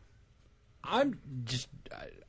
I kind of expected at some point that they would have you control another character. Like, I'm a little surprised that there wasn't like I was waiting for that. some too. like Raiden sequence. Yeah, like I kind of wish that there was some sword stuff, like because all that stuff MGS2 looks had. so awesome. Yeah. Like all of the fight sequences that Raiden is in are like some of the most badass. In Yeah, that I think game. he ended up being my favorite character in the whole game, but I also really liked MGS2. Why is he your favorite character in this in 4? I just think he's the most interesting looking, and he has a friggin' sword and just cuts those geckos apart, dude. Yeah. His fights are very fun to watch, and he just seemed like an interesting character. Like, that's one gap I think they could fill in with a game if they wanted to. Like, they allude to him working for Big Mama for a while, right? And there's all this stuff with him finding Sonny or whatever. Like, I think that would be kind of an interesting thing to show. Maybe how he became what he was. Yeah, I mean, there has to be some story behind all that stuff. Yeah, new cyborg ninja. Oh, yeah, like that would be as close as you could get to playing as the cyborg ninja. Really, Snake didn't seem that shocked. He was like, "Hey, I don't think anything shocked Snake anymore." Yeah. How about those opening videos? How mind blowing were those? Yeah. I also maybe expected those to pay off at the end or something like that, like after the credits show another one or show some kind of full motion video sequence that actually ties into the actions of the game. Some news report saying that the world's a better place, something like that, but nope. But yeah, those are really just there to blow your mind, right? Yeah, and I think they're really effective because they show, like, for the first time, they're showing you what the rest of the world is like. Like, here's what people are watching on TV now in this weird future. Because before it's just been, seen from behind the, sights of a gun or whatever. If you put it in that context, then I can totally accept everything that happens in the MGS games. Yeah. Like the rest of the world this is how crazy life is for civilians. Bomb shelter buffet, they're cooking food. That really bummed me out about 2. I came out of the first game. It had a few weird supernatural elements. It had a few self-referential things. Psycho Mantis, telekinetic, okay, whatever. Yeah. Everybody else was like, Sniper Wolf was just a really focused sniper. Right. I mean, Vulcan Raven just is this huge shamanistic dude. Yeah. And then 2 goes off the goddamn deep end. Yeah. Yeah. Like, they could have gone in one direction or the other, and they went that way. Right. Went for crazy. And that's kind of when that is when I started really like respecting what the series was and what Kojima was doing, because he was so unafraid to just send up this big middle finger to everyone who liked the first game. I was. So as someone who didn't like the first game that much, I was like, yeah, dude, you tell him. Well, that's the thing. I loved the first game, so I was squarely in his sights. He was pointing that middle finger right at me. Yeah. I loved it when Solid Snake was Kurt Russell, when it was like it was all serious and hardcore and whatever, and they threw all that out the window in 2. So I guess it just took me, when did 2 come out? 2001. Like, it took me from them until now to really come to grips with what the series actually is. Well, 3 was a little more grounded. 3 was a little more grounded in reality. That's true. A little bit. Yeah. The bosses were still a little. Yeah, I mean, guy shoots bees. When you're fighting the sorrow, that's true. Or the bee mouth guy. Right. I don't know if any of you noticed this, but during the credits, all of the actors, or almost all of the actors in those opening FMV sequences, were the voice actors from the game.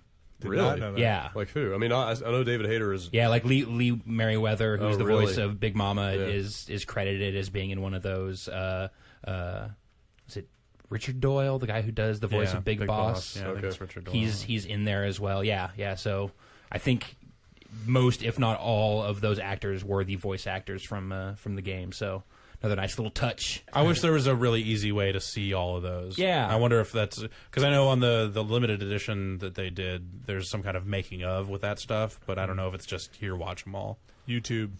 Yeah, I guess. They're pulling all that stuff.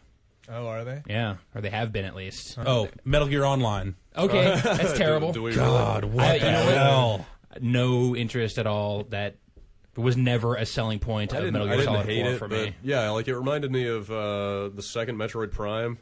Another great case of shoehorning needless multiplayer into a great single player game. Yeah. Like it doesn't detract from the quality of the game because it's a great game by itself, but Right, just needless, like why it did not and need just it the in most there. arcane backwards method of sign-ups and all that stuff, getting into games, everything about it, just why? Just rubs you wrong from the What beginning. the hell? I don't think I'll ever try. I haven't tried it yet. It makes such Doesn't a make strong sense. case for a unified online system and why that is better. It's just like, dude, going to websites and then having them say like, yeah, you're only getting one character slot. I'm like, really?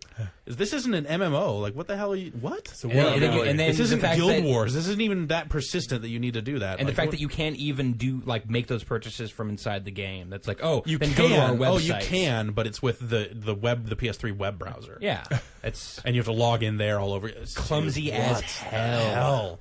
And on top of that, even when you do all that stuff, like I just think that game is not good to begin with. So, like even without all the clunky online login stuff, like that game just doesn't seem good at all. So even despite this shoehorned, bad, crummy online thing, Metal Gear Solid 4, Yeah. Awesome. thumbs up. Thumbs way So, up. what's the future?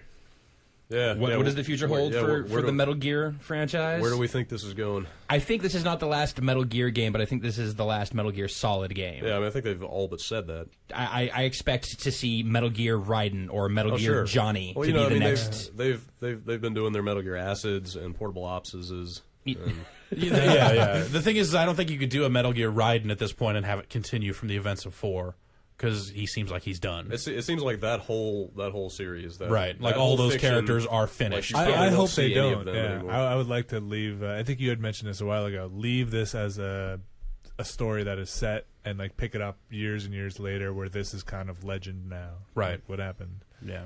That seems interesting. Which to it me. seems like they almost plant the seeds for that at the very, very, very, very end of the game, after the last set of credits. Right. There's the logo on the screen, and it's Otacon and Snake talking, and Snake talking about he's just going to go and kick it. For the Going to last go live for his last time that he has. couple months that he has left. Otacon says he'll go and document it so people know. So That's kind of how Metal Gear Solid 1 ended, isn't it? Like, what are you going to do now? Yeah, he just went to Alaska. I'm gonna live. Or went to Yeah. the snow and lived or something. Yeah. Get it on with Meryl. Yeah.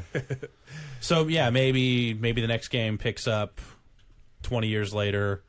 Otacon is just the new Campbell, and you Oh, play as boy. Sonny. Awesome.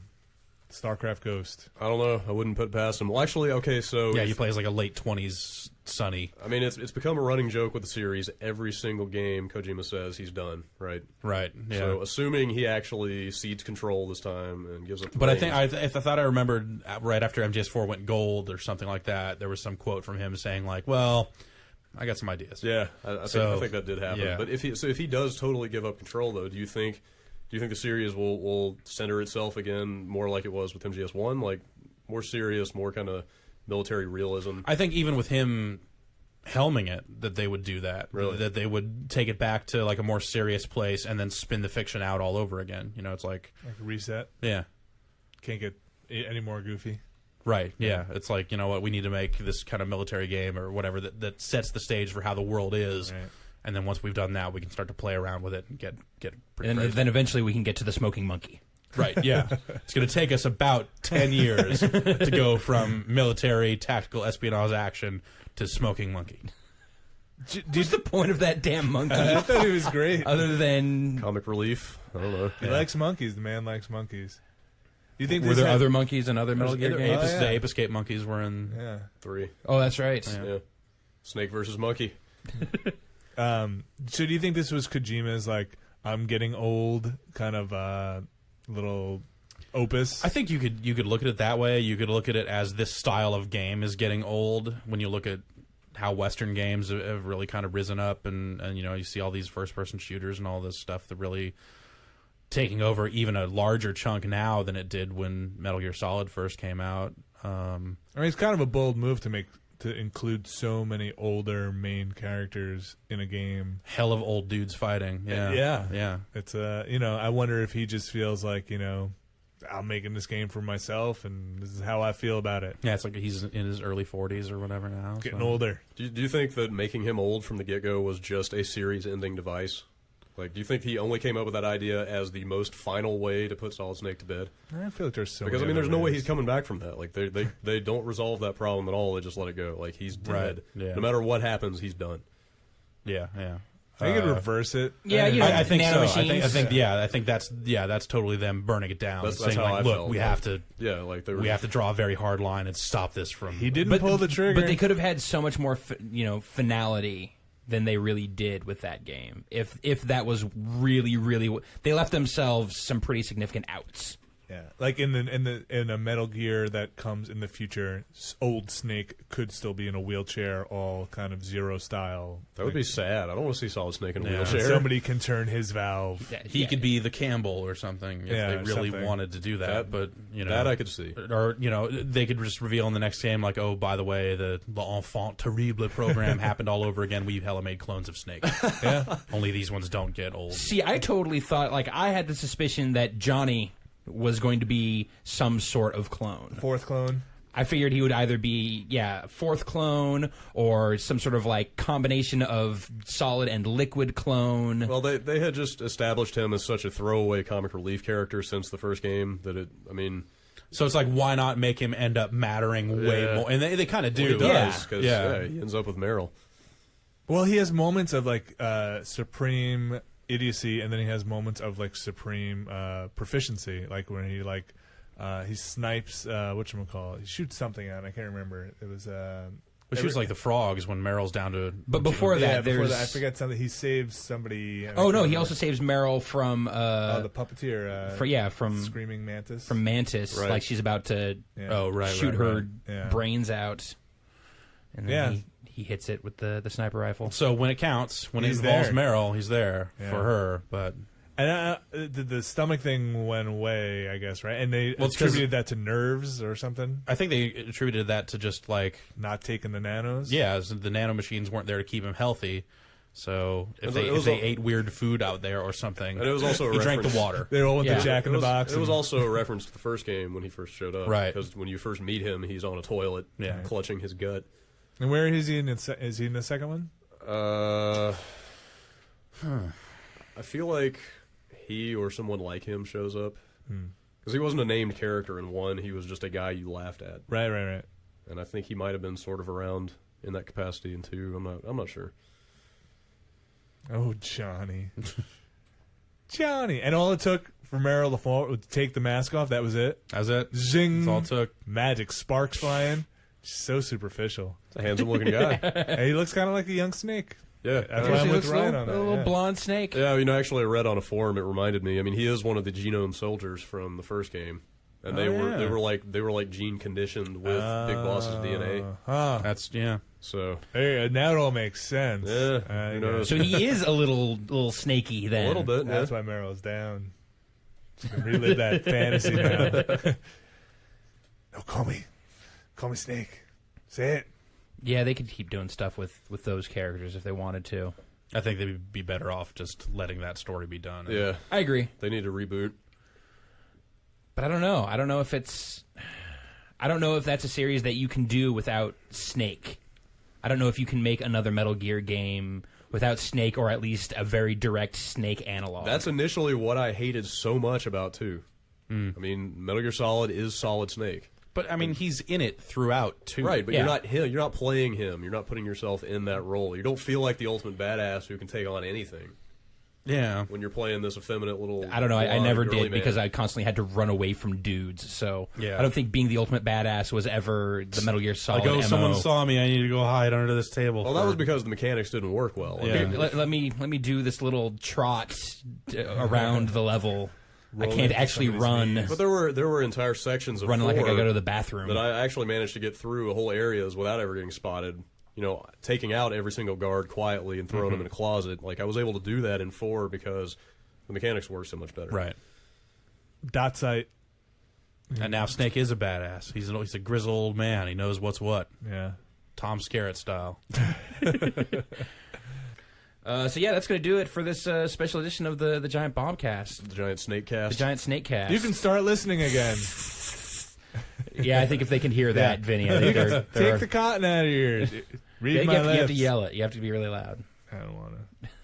Moving on. Let's talk about the Metal Gear Solid 5. What? We're all looking forward to that, right? Dude, I just finished 4. Well, I just reviewed 4. You're telling me I have to play another one? Yeah, if you could. Metal Gear Solid 5 coming soon.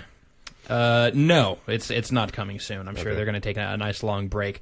Although the idea of doing this job and not be hearing about Metal Gear Solid is kind of a disconcerting one. Yeah, and But I also mean, totally unrealistic given the numbers that 4 is moving right now. Yeah. But can we really realistically say Metal Gear Solid? Yeah, that's the Okay, thing. yeah, no, I think, yeah. I think they've all but said that the Solid part is being retired. They have said that explicitly. Yeah. That there's an interview with Ryan Payton from Kojima Productions on One Up, and in it he talks about how yes, this is definitely the end for Solid Snake, but to be clear, this is not the end for Metal Gear. And alludes to, more big boss fun because there is just a lot of empty gaps in his story to be filled in. Brad, you're a big fan. Does that seem like something you'd be interested in? Yeah, I'd be down for that. I mean, I liked the feel of 3. It had that whole 60s Bond kind of spy thing going on. They've done such a good job of establishing a canon for Metal Gear now. Yeah. Like I don't know if you played with that little encyclopedia thing they just put out on the PlayStation I Network. did, and it is It's dense. insane. Yeah. It's full. It's chock full of stuff. I sat there for like 3 hours Saturday just going through that stuff. Yeah, I read it for like an hour and a half or something like that. I love that there's an entry for back of the box. Yeah. For the frequency. They for definitely cover Metal everything. or But I whatever. mean, they have that great timeline in there, and it shows you basically where the gaps are in the Metal Gear storyline. Right. So you can see already where they would fit new games in. Yeah, so it's like the quest to rescue Sonny. Sure. Like yeah, that's a gap. Yeah, like what was Raiden doing Yeah. for the last few years. But even if they go back to Big Boss, I mean, after Portable Ops, before Metal Gear 1, when he was like the big bad guy. Right. Like, what was he doing as a mercenary for those years? You could definitely get a game or two out of that. So So I think But this story, I don't think this series can sustain itself filling in old gaps. I agree. It needs to like establish a new main protagonist and move forward. Oh, I agree. That would I be mean, nice. I'm all for seeing what Raiden was up to, seeing some more of Big Boss's past, but big picture for this series, they need to do something to find a new center to it. Yeah, but I think they could easily get away with putting out a game that fills in some of those gaps and then move on to something new and big and exciting. Yeah, I could see Well, I would that. hope that it would also set the stage for what the new and exciting stuff is instead of just being pure fan service. Right. Yeah. So what they do then is they put out a game and they call it Metal Gear Zero, and it details what Zero does back then. Sure. You listening, Konami? Here it is. We're giving it to you. Because that's the perfect name for a prequel at this point. Yeah, we'll see, and I'm sure none of these are ideas that haven't already been mulled over at Kojima. Yeah, I'm sure they yeah. have a list of every single existing character and say, well, what can we do with these guys? I got a giant flowchart on What the can we wall. do with is Diane from Metal Gear still alive? Yeah. What was Jennifer up to after Yeah. did she die? I can't remember. I don't Who knows? I love that. What about Jennifer's boyfriend who answers the codec sometimes? Or was that Diane? Oh, man. Let's go dig out the MSX. Yeah, all right. that is really one of the brilliant things about that encyclopedia is the fact that there are one-name characters from the first Metal Gear and they're alongside his Right. characters that have the most exhaustive backstory Or- ever. And then just like some of the bosses from like Metal Gear 2 or something, is like Red Bandit or what Night Fright. Yeah, they're so ridiculous. And then, Yeah. Jennifer. Oh, I don't think that Metal Gear boss naming has gotten any less ridiculous over the years. We've just gotten more used to it, basically. Yeah. No. If you go back and read those boss names, they definitely stick out as like 80s slasher movie I think the titles ones in instead 2 of. are probably the worst. Yeah, I guess so. And I guess they've acclimated you to it because Big Boss has been there the entire time, and people say Big Boss without any sense of irony Yeah. or absurdity of that. The fact that this guy is called Big Boss. He earned the title of Big Boss from the government. They decided that his name Your name was is now Big Boss. The highest honor our nation can bestow. I mean, you killed the boss, so what does that make you?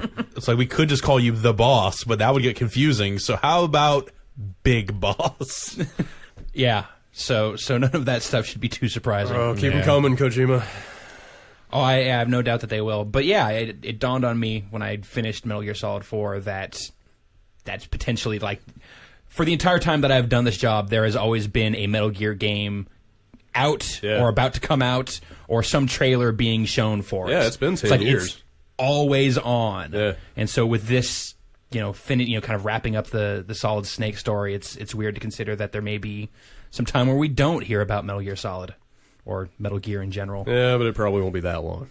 Hey, you're listening to a very special edition of the Giant Bombcast I'm year-end so excited. Game of the Year edition. Spectacular extravaganza. It's an additional podcast. It's an additional edition. Ryan is addicted to caffeine pills. No, and I'm so excited. I'm so excited. I'm so scared. Candidate number 3, Metal Gear Solid 4. Oh yeah, that came out. That came out this year. Again, another. This came out not long after Grand Theft Auto 4, mid-year releases. Mm-hmm. I have never liked the Metal Gear Solid games in the past. I've just I appreciate the boldness of them, but I've just the stealth action has always been such a huge turnoff for me. Like I just couldn't get through that. Yeah, I was surprised to even see you playing this one. And I was blown away by it. This was like just such a polished ass game. Just everything about it looked so good. The gameplay felt like, yeah, there are still better shooters out there, but it was such a huge leap in quality and just accessibility beyond the past Metal Gear Solid games. And even though I haven't played those past games, like all of that information, you kind of just soak that in. Like that just you learn that stuff somehow. Like I was familiar enough with all of the key players that, you know, when all of while they were kind of wrapping up all these story threads that they've been laying down for the past 25 years or whatever. Yeah. Like I knew like why it was important and why it was significant. And like not as like grounded and human and relatable as GTA 4, but like huge, like just kind of extravagant moments throughout that game. There's a power to the story in that game. Yeah. You know, that I think even the previous games didn't have. You know, you got a little heavy-handed and over the top and in kind of a bad way, because it didn't necessarily have the gameplay to back it up.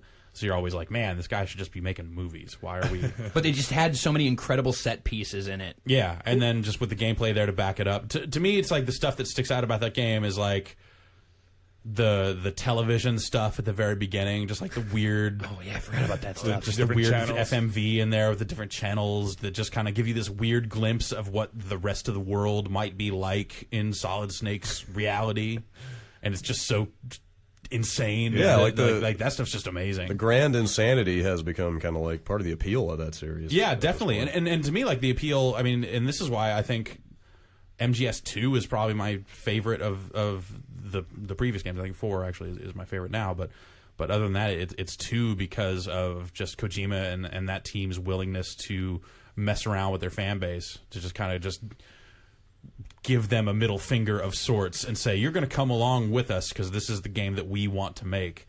And even though, you know, you're going to be playing as Raiden the whole game, guess what? That was pretty funny, huh? Like, I love that. It's kind of mind-blowing to think that only 2 of the Metal Gear Solid games have had you play as Solid Snake. I guess that's true. Yeah, it's like they've always had some sort of surrogate in there, and yet he's still this like such a powerful and well-known character. And then MGS4, they turn it around and make Raiden, like even if you didn't like him before, like it's hard not to like him character. now. Yeah, he's badass. Yeah, and it's like that redemption, just like the cutscenes and just like all that stuff. Just it adds up so well. There are definitely some maudlin moments in there. There's definitely a bit of cheese in there as well. Yeah, but that like that's Otacon stuff. Style. Like I wanted just to have Otacon shut the hell up so much. He gets his. Really hated that character throughout that game. Yeah, some of the cutscenes can be long-winded. I mean, nothing new for this series. Well, I'm not even talking about the there's definitely some cutscenes that should have been shored up a bit. Yeah, I loved that they were long. Like, I could have watched that stuff all day. Like, they could have given me some more codec conversations and some more cutscenes and stuff. Like, at that point, they were just conveying so much information from start to finish, of just tying up all these different loose ends and all this stuff that I was just kind of happy to take it in. My issue is more along the lines of 10 minutes of dudes circling up around the ferry to the boats. Yeah, the boats in the Eastern European section of the game, where it's like, boats come driving up to Liquid Ocelot. Yeah, and there's guys popping up on the bridge, and it's cocking guns and like literally like 5 minutes of that. And I'm like. And the tension just keeps building. No, it did not. At a point, it became ludicrous, and I'm like, come on! But then he starts pointing his finger at boats, and they start blowing up. That still would have been awesome if it had gone on half as long. Oh. That still The would've been hallway great. crawl. Oh, Yeah. that is brilliant. The hallway crawl is one of the best moments in game of 2008. Smash on the hands X down. button. Like, I was and that's all you do. I was but like that's- gritting my teeth as I was hammering on that I didn't button. think I was going to make it. I don't know if you could made even it. yeah. lose. Can you lose that? You must be able to. But it's still so great. You're seeing everyone else is just getting messed up. And you're like, oh, it's all going bad. I just need to get to the end of this tunnel, getting irradiated to hell. And the finale, like Yeah. the final moments of gameplay. It's exactly what it needed. It was Yeah. It was Icing on poetic that and cake, fitting, and Yeah. also like just like amazing to look at. And, Yeah. man. I think that's what I really liked about that game was I had my doubts about the old Snake. Maybe it was like this kind of like, I don't know, novelty. Like he's just trying to be, like you said, just Yeah. kind of trying to mess with people. But then maybe this is too much, but as you're playing it, you kind of feel like he's kind of being old Snake and like, I'm still making these games and like Right. maybe there's no place for me left anymore. And I don't know. It seemed like there was like a little heartfelt moment of like, I am old Snake and like I'm going through this and the world is changing and I'm an old soldier. Yeah, You mean for Kojima? Yeah, and then as you're going through it as Old Snake, you're kind of just like, yeah, this place is really weird now, and I don't remember all this. It had it's a very weird reality that he has built for them. But I think it's what's impressive about that game, or one of the things that's impressive about that game to me, is that they're able to include so much kind of like fan wish fulfillment, like the Metal Gear on Metal Gear action. Right. It's just like, oh, this is so awesome, without it ever really feeling like super pandering. Like when it does that stuff, when you have these conflicts that you've been waiting to see for so long, and they actually happen, it's like they felt really good. Yeah, they don't exactly make a habit out of letting you drive a Metal Gear in the series. Yeah. So the fact that they waited until like the biggest, best looking, most badass game to let you do it, and in such a grand way, I mean, it was so fulfilling. Moments after letting you play the PlayStation game again. Yeah, Right. Yeah, after popping up a little emulated window. I think in some ways it's maybe not the most cohesive game experience, but such an amazing collection of moments. Oh, totally. Like just so many memorable moments throughout that game. So Absolutely. And then that online, huh? You know what? I don't think that even enters the conversation. Dude, I totally forgot that it was even in there until you said that. I was like, oh yeah, right, they did put that in there. That awful, yeah, awful much online. like GTA 4, it has online. Yeah. Notice we didn't talk about it with GTA 4 either. I never played the online in Metal Gear, in either of those games. Yeah, same here. So. I played a little bit of both, and do not. I played it for the review, of course. Right, yeah. That's after GTA that, online for the review. After that, it was just like, no interest. Yeah, I never touched it. There might be one game that I would like to win, but I also know that there's no way in hell that we would all agree on it. Mm-hmm. So it's like there may be the one set of games that you would like to see win, but then there's perhaps a different set of games that we're likely to actually agree on. Well, let's start off with what our ideals are. Just okay. Jeffrey, Grand Theft Auto. Brad, Oh man, it's somewhere between Banjo and Metal Gear, I think. Vincent, Oh, I really like Dead Space, and I really like Grand Theft Auto. All right. You guys are all wrong. Let me tell you why. The real choice here is Metal Gear Solid 4. Okay. This is a game that has no rough edges. You like, from a graphical perspective, you look at any of the best looking games this year, there's always some sacrifice somewhere. Metal Gear Solid 4 looks astonishing throughout. Whenever you're in control, it looks great. The cutscenes, there's nothing else that looks that good. Like flat out for me, best looking game of the year, like just no question. The quality of the storytelling, it can be a little long-winded, yes, but it's resonant, and it ties up so many loose ends that series has been laying down for so long that it makes that so satisfying for fans of the series. But don't you feel in some ways that it's like a lot of that stuff is very much kind of fan service, and I guess I use that term loosely because there's so many people that like you said, the details of the Metal Gear universe have sunk in to the point where even if they're not like hardcore fans, they understand why it's meaningful. To me, it's like the gameplay in Metal Gear Solid 4 is where it kind of doesn't hold up its end of the bargain. Like, it is a great playing Metal Gear game, and it is terrific on those terms.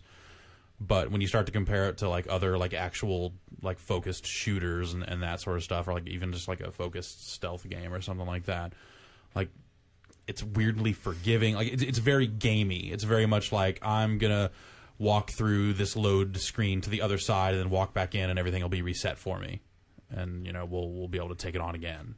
Like that sort of stuff. To me, it's like it was definitely like I had fun playing it. But there's definitely like better and bigger gameplay moments for me this year. Yeah, I see what you're saying, but the thing for me again is there are those moments like when that stuff is kind of like you play that and it's solid. It's not the best, but it works. Mm-hmm.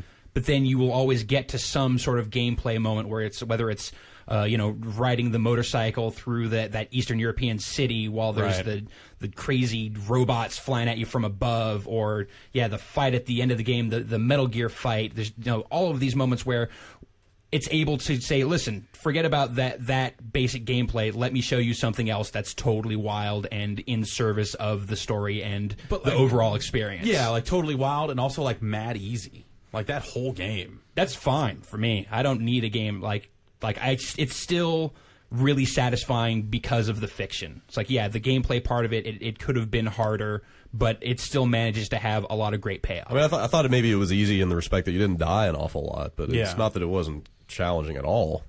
Yeah, it wasn't without challenge. And also, I mean, it lent itself to multiple play styles. I mean, the stealth was definitely still there and worked more or less like it always has, but even that seemed like a lot easier. I mean, maybe the enemy patterns weren't that tricky. It was, there weren't that many tight corridors where you're like, oh man, I have to figure out a way to slip past this one guy or put him to sleep or do whatever. That's definitely true. And also, the penalty for breaking the stealth was not great. I mean, even if you trigger an alarm, like you said, the worst that could happen is you run off screen and come back, or you just elude the guys for a while. But I mean, that was just a consequence of the fact that they're not requiring you to do the stealth anymore at all if you don't want to. I mean, you can play I got to that the point game. where I was playing stealthily, but smoking every single person in my path. So I was doing it without alerting people. I had the most fun with it that way, like crawling on my belly under a truck and like tranking a guy in the head. Oh, see, I wasn't tranking him down or just killing him or whatever. I mean, like just. But you can also play that as a straight-up third-person shooter if you wanted to. Right. Like, that was this first game in the series that did that and could appeal to people who were just looking for that. Yeah. Also, we have to look at the complete packages. The multiplayer is garbage. That's true. Absolute garbage. You know what? I can't deny that. For years now, ever since the second Metroid Prime, I have stopped faulting games with bad multiplayer. If the fact that there was multiplayer in there at all had no bearing on the quality of the package. Like, if the single player is so good that it would have been worth getting the game and playing through it just for that, like, I can just ignore a bad... that game should not have had multiplayer. Yeah, like, it shouldn't have been in there, and it was so easy to just never click on that menu option and forget about it. Like, it was worth playing through the game just for the single player. That game takes one of video games' biggest badasses and turns him into an old-ass man. Like, I love that choice alone. The fact of, like, we are going to break this man down. And by the end of that game, he is broken down. That's true. Yeah, they rip him apart. Solid Snake has been just like, he has nothing left at the end of that game. Just a coughing, sputtering, wheezing mess. Yeah, it's like, he's sick throughout it, and there are so many points where you think he's just not going to get back up. But no, he finds what he has because he's still fucking Solid Snake, picks himself up off the floor and keeps going because he knows that he has to. So, yeah, and just the scope of everything at the very end, so mind-blowing. It is great. I don't know if it's the greatest, but it's definitely... Like, it's hard... What makes Dead Space better? So, like, all those moments that you're not having the great motorcycle chases were good in Dead Space. Like, all the gameplay that came in between those awesome moments was totally solid. Like, there was no point at which you're just kind of like running around trying to get to the next awesome moment. You were continuously playing the awesome moment. Yeah, you know what? I feel like if you had to graph the quality of these two games, like the curve of the quality in Metal Gear would oscillate up and down pretty dramatically, and Dead Space would have an upward curve, and then it would plateau. Like, it's a solid game from start to finish. Like, there's never a down moment or a low point in that game. Yeah, like Metal Gear Solid, I agree. Like, totally awesome moments. Like, maybe some of the most memorable, like, that chase scene, the Metal Gear on Metal Gear part, the crawling through the irradiated. But there's also like the part where I was like trying to tail that dude through the city. You didn't like and, that part? Oh, No. that part was awesome. I love that hated part. that part. I love that it's just like, all right, check it out. Now you're in film noir. Now you're I in like a the detective atmosphere of story. it. I like the atmosphere of it. I did not love the gameplay. Yeah, the gameplay part, like where you did follow this dude while he's whistling around and like have to trank a But dude. he's whistling the Metal Gear music. And like just some of the actual just like running around. There's just points where it just felt like I was kind of just trying to get to the next cool. To be part. fair, I thought that was the only part of the game where the gameplay was suffering. I thought every other act was actually fun to play, just to engage in the shooting and stuff. They're okay. Like some parts, I would just shoot guys and they would just keep respawning. Like there's that part where the helicopter comes in, like when you're in the kind of like I forget exactly where you are. It's like deserty kind of, and you're just like there's a camp of dudes, and you're just like you think you can help the camp, but they just keep on coming, dudes. You just can sit there and shoot dudes forever. Like that part was gamey to me. It was like War has changed. Allow me to submit Psycho Mantis. Screaming Mantis. No, Psycho Well, Mantis. Oh, that's dude. Yeah. I mean, okay, are we in kind of like spoiler zone here at this point? Yeah, I think it's safe to say if we are talking about if you are listening to why these are the best games of the year, you're going to have to hear everything about them. So Yeah, dude. The fact that Psycho Mantis appeared at the end like that, dude, that was crazy. yeah, so mind blowing. So like you there was no reason that should happen. But when it did happen, you were still stoked that it did. Yeah, absolutely. Same thing for the return to Shadow Moses. When it goes back to and that's just such a great reminder of how far Metal Gear has come. When you play that original Metal Gear Solid area, and it's like, oh god, I forgot about the fixed perspective, and I forgot how this actually looked, and all that stuff. Yeah, but then there's also a not that this is necessarily a knock. You remember how far it has not come when you have gratuitous booty shots and like dudes looking up girls' skirts. I mean, it's very Japanese in that way. You know, it's just part and parcel. That's with what the I series want my at this Solid point, I Snake think. to be doing. Yeah, Solid Snake gets his. But he's not. If he has to drop his cigarettes to get it, he will. He's an old man. The He's two gotta things do what that he Solid can. Snake cares about are panties and smokes. Yep. I wish that my life could be so streamlined. And I don't even smoke. All right. I think Otacon. I think Otacon sucks. Kind of a bummer. Otacon. I thought that stuff worked, though, in the context.